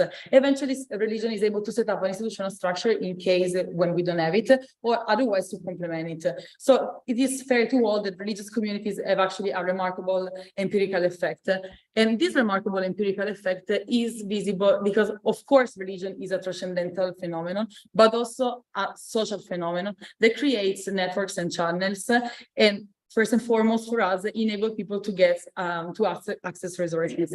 Here, I would really like to draw your attention on the concept of resources, because it is true that most of the time, like religious resources and institutional resources overlap, but religion resources tend to be more varied, more diverse, and therefore they can address the problem of assistance that is a gray area in which institutions do not get access easily in a better way. So because of these, mainly because of these two resources, so symbolic resources and human resources, religion are able to create a community that's based on the so-called strength of weak ties that was developed, a concept that was developed by Granovetter. And because of these strength of weak ties, religious communities are better able to address the problem of practical assistance of, in our case, undocumented migrants. So it is fair to conclude that religious communities provide aid where public institutions do not arrive. And in our case, this place where institutions do not arrive is the practical assistance, empirical assistance of undocumented migrants. So, and this is exactly what we have found in our research project. So the project that I mentioned at the beginning of the presentation, it's called Florentine Religious Experiences, Our Living Cultural Heritage. And it is a project that is being coordinated by Dr. Peruzzi Castellani, and it is being carried out in a partnership with the Association Confluenze, Scuola Normale Superiore, and Scuola Universitaria Superiore Sant'Anna, both from Pisa. And so basically, as I was saying, the aim of this project is to map the religious experiences in Florence and in Florence surroundings in order to overcome the lack of available data about these communities. And so the preliminary finding of the research, since the research is still going on, have developed this brief table that I put on. And these are the main, the main confessions that are present in Florence and surroundings. And the team that I'm working with have covered other confessions. I basically mostly work with Christians and precisely with Catholic communities. I've worked with, of course, with traditional Curia, with monks, and now I'm working on ethnical communities, ethnical Catholic communities, and precisely on the communities that are under the so-called Ufficio Migrantes of the Diocese of Florence. And basically, Ufficio Migrantes is an office of the diocese in which they try to address and coordinate the problem of immigrant Catholic people that comes to Italy and precisely to Florence. And they try to provide for the needs, both for the religious needs of these people, but also for the practical needs. So basically, they assign to every and each community a referent that is most of the time it's a priest that comes either from the country, the sending country of this community, or from the it's like an Italian priest that has relevant connection with sending countries. And so basically, I work a lot with these priests. I've been there and I talk to them, and they told me that they do like it's a bidimensional work. They, first of all, they provide, of course, for the religious need of the community. They celebrate masses, they engage in the religious life of the community, but also they have to provide for the needs of each and every person of the community, and they have to make the community a living space. And since these communities are composed by immigrants, sometimes they also have to deal with the needs of undocumented migrants. And so what we have found in our research is that these priests actually play a very important and active role in providing aid to these people and in providing assistance to these people. But the point is that these priests that are the chiefs of these ethnic Catholic communities are not merely NGOs, because they work on, indeed, like they have two dimensions. So they explore the problem in two dimensions. They tackle the problem in two dimensions. The first one is the empirical dimension, while the second one is more related to, indeed, like the religious aspect of their work, and it's a pastoral mission related dimension. On the empirical dimension, we can say they are pretty similar to the work that is proposed by NGOs. And what these people told me that they have done are mainly what I listed on the slide. They've tackled the problem under multiple aspects. First of all, they have tried to mediate with the office such as PSUR in order to facilitate the getting of documents, or they've worked with them in order to provide interpretation and translation. They've also created language courses for undocumented migrants so that they could learn Italian. They've helped them in order to access healthcare, and they did like a very relevant job in providing them with COVID vaccines in the pandemic. Also, they provided them with food, and they had them in situations of human trafficking that happened within the community. Also, they've tried to form, as I said before, this sense of belonging and community was pretty relevant for the mental health of these people. Instead, coming to the pastoral dimension, the point is that, as I said before, these people do not work in NGOs. They have like another level, and all these actions can be read according to a broader project. And this project indeed is the project set up by the Catholic Church, in our case, since I work with Catholic communities, and therefore it can be divided in three main points. First and foremost, evangelization. So the aim of these people, while providing assistance to these undocumented migrants, is evangelization. So the spreading of the Catholic gospel. Of course, this process of evangelization is carried out according to the the Catholic idea of charity. But then, the other important pillar that can guide the action of these people is the fact that they have to be sure that these believers actually follow and adhere to the Roman version of Catholicism. I put Roman into brackets because not all the communities I work with, as you can see here, not all the communities follow the Roman Catholicism. They are Catholics, but some of them are also like Greek Catholics, so they follow different rituals. But most of them, they try to be sure that these people adhere to the Orthodox version of Catholicism, regardless of whether it is the Roman way of celebrating the Mass or the other ways. So because of this, I think that we can come to the conclusion saying that actually Catholic priests of the examined communities had a very active role in assisting undocumented migrants of their communities. Nevertheless, as we have said, this active role, this practical assistance is not just related to the empirical dimension, so that actually fills the institutional gaps that we have seen, but also there is another dimension that I said that it's the most relevant one in this case, and it is like the pastoral dimension, the mission related dimension, that it's indeed they make closer, and it is from which we can understand that they are not working as NGOs. They provide for they try to fill a very important gaps in institutional setting, because as we have said, these protection of rights of undocumented migrants is a very difficult topic. Nevertheless, there's also the other dimension, and their role has to be read in accordance to the fact that they are part of a religious institution. So thank you so much. This is the end of my presentation. Here I put some bibliography. If you get slides from. Thank you. Thank you, Cecilia. Don't go, because I had some difficulties to get and to thank you. So thank you, Cecilia. I don't know if it was me, but I thank you for the research question. I knew that I would like it. And thank you very much. It was an excellent methodology in presenting this paper, very different way of investigating the rights or not the rights. So very, very interesting. Thank you so much. I hope that you will be able. So the risotto, they are cooking another risotto. So I just said that it would be in 20 minutes because we have last group. So maybe you can stay. I'm sorry, I believe now it's 7. Actually. 7? Yeah. We can wait for a while, no problem. For a while, Okay, so this is, again, I lost my, yes. I had so many of those. So my last group.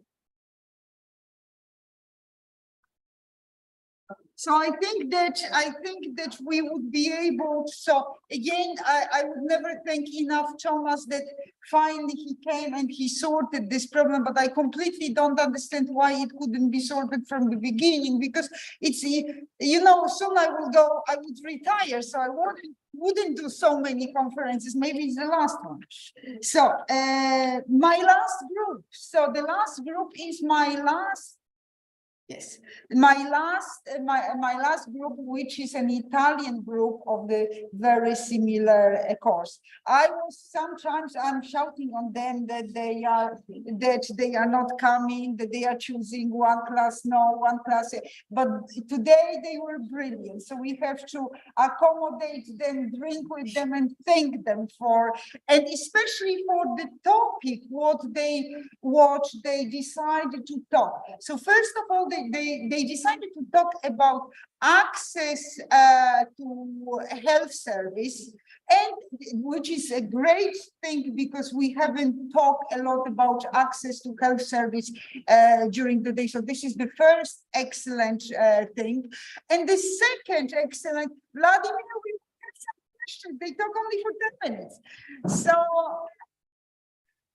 no, please, I promise you, they are cooking another risotto because there will be some questions that we are going on.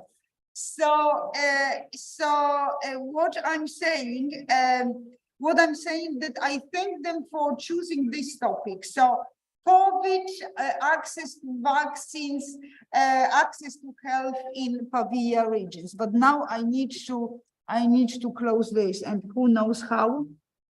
I don't know, QD. If I can, QD, maybe this one I need to, and then just put here. Here.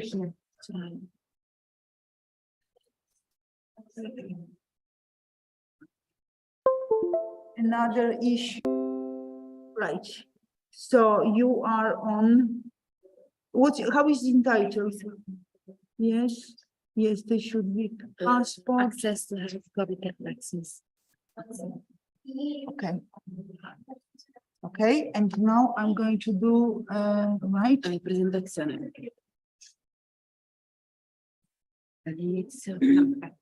Un attimo solo.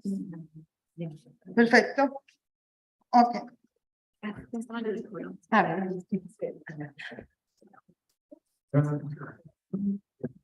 Good afternoon, everybody. I am Vittoria Brega. I'm a student of political sciences and international relations bachelor's degree at the University of Pavia. I'm Marta Pizzabra, and I'm a student as well of the University of Pavia, and I'm studying African studies. And I'm Aurora Suma, and I'm studying as well African studies. So today we are going to talk about the access to health for undocumented migrants in Italy, focusing on COVID vaccines. The Constitution, the Italian constitutions contain an article, the Article 32, which is about health care. Oh, something disappeared on the.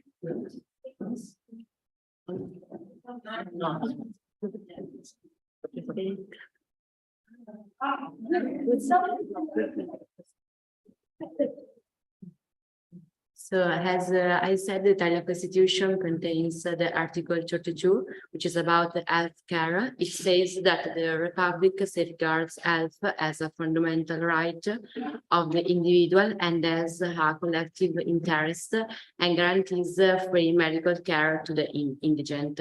So this article underlines the duty of Italy to provide a free medical service and support to everyone also to the ones with a low income. This graphic shows the situation of international migrants in Italy in 2020 when the coronavirus began. In 2020, the international migrants were 6.39 million in Italy, while instead the undocumented migrants were more than 600,000. Okay, so what does it mean to be an undocumented migrant during the COVID pandemic, especially in Italy? Well, first of all, we found that there was an overexposure to infection due to the crowded living conditions, crowded and unhealthy, of course. There was a limited awareness of preventive measures, mostly for the lack of cultural mediators here in Italy, and so language barriers and difficulties. Another big issue of Italy is the excessive bureaucracy. And this had led to troubles in the vaccine booking process. How exactly? Well, first of all, because the first requisite for booking the vaccination appointment was to have the health insurance card, the Italian health insurance card. How to request it with documents. So if a person has no document, it's really difficult. I mean, it's impossible. But the Italian government gives the opportunity, gives the right to have another card for health issues, which is it's called STP, which is for foreigner temporary present in Italy. The problem was that at the very beginning of the pandemic, the system couldn't recognize the numeric code of the STP. So that's why, like for a person without document at the beginning of the pandemic, it was almost impossible to get the vaccination. Well, this card lasts 6 months, has a 6-month duration. And in these 6 months, the person can get all the documentation, like the resident permit. If he or she will be not able, they can ask for a renewal. But again, there is again a but. This time can be really long, really prolonged. So this means that the person is without. Is not covered by the. I mean, cannot have the access to health services. So we already come to the conclusions. So we want to sum up that in Italy, it's very hard to obtain a resident permit because of bureaucracy, which often leads to being unable to access the health insurance card. And as mentioned by my colleague before, without the health insurance card, you can get the STP card, but this can take quite some time, especially if you have to renew it. So it can happen that people are left in a situation in which they have neither the health insurance card, neither the STP. So in the first year of the COVID-19, they couldn't book any vaccine appointment. There's also a general lack of knowledge about the procedures of obtaining both the health insurance card and the STP. So among medical staff that don't know which are the quickest steps to undertake in order to get them. So this confusion sometimes leads to the denial of getting them, which leaves once again migrants without documents, without any sanitary documents. And we would like to underline once again the importance of having cultural mediators and how it is such an important figure to help people that are escaping from wars and situation of poverty in their new country. In fact, the limited awareness of preventive measures about COVID-19 and other illnesses due to the lack of cultural mediators has had and currently has a very strong impact on the physical and mental health of migrants in Italy.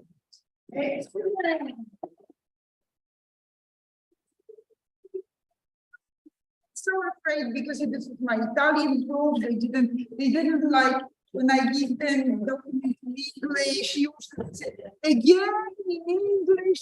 So I think that they did extremely well. And that's why I promise you that because I completely I promise. But guys, 2 seconds. So give me just. Do I have anybody on online? No. No, it's so guys. This was extremely. I think that we covered so many issues related to undocumented migrants. Maybe a few questions. Maybe something to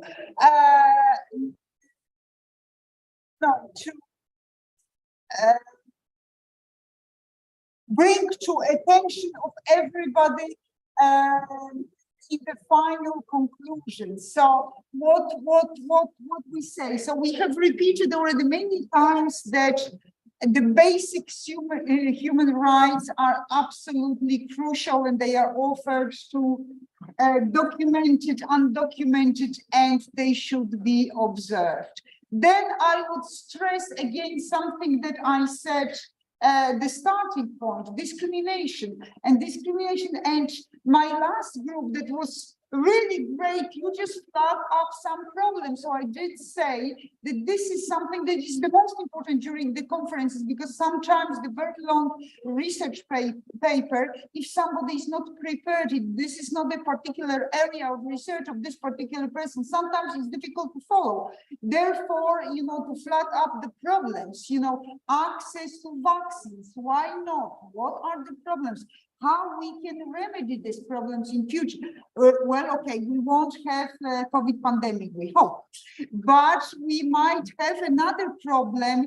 Then we need to react quickly, and we should protect everybody. So non-discrimination, and non-discrimination again would be that we might have great laws and everybody is equal before the law. This will have all constitutions on this world, but what's the difference between reality, the law that we proclaim, and usually in developing countries we have this very often. We have the law protecting children from prostitution, protecting children from trafficking, but if we come to developing countries, we see more and more that these laws are not respected, are not enforced, or are not observed. So the issue is, what's the difference? So everybody is equal before the law, but how does it look in practice? So is it not more difficult for undocumented migrants to get appropriate health treatment, appropriate access to health, and quick access to health? Because if we, for instance, the UK is the country where you constantly have a waiting list. So maybe, for instance, Alice could have said something about how about migrants, and especially now after COVID, how about, do they have really access on the equal footing and in the same time that other citizens? And this could be a discussion that run over risotto, as Vladimir said. So any questions to anybody here? So yes, Philippa. I think I'll speak maybe for everyone, just to thank you for this conference. Come here, because like this from there, nobody would hear. So what I'm saying, so if you want to say a few words and ending words about the conference, if you enjoy it, the most important is, the most important for me is it is that you have enjoyed, you found interesting, you found some stuff interesting. It's obvious that in 10 hours of debates, it's very difficult to find everything interesting, or something that maybe is less appealing to you. It's still interesting. So thank you very much for for being with me, for putting this together. This is the last conference in this cycle of Jean Monnet activities. So yes, so if you want to say something, yes. I just wanted to thank you for putting this conference together, for allowing not only for us to implement these new contexts and with the perspectives from India, with this perspective from Iran, and just for also allowing for this opportunity of network that is also very important in a university setting, but it's sometimes forgotten. So just to put previous students and also current students together with professors, it's very important. So thank you for this opportunity. But first of all, thank you so much. Thank you so much. But I should say first, thank you to my colleagues. Thank you to all the speakers. I don't know if they listen to me, but they can listen to this later on. So thank you for this. But first and most of all, thank you to all the students, my previous students, my current students, my ex-students, so graduates and so on. So thank you very much for engage with this, for being with me, for staying and listening and participating. So thank you so much. So on we so much. So we have risotto, we have drinks. Now we can drink how much you want, and we can stay on for longer than usual because there is a concert at the university. So I think that they won't lock the. So thank you very much, and thank you, Thomas.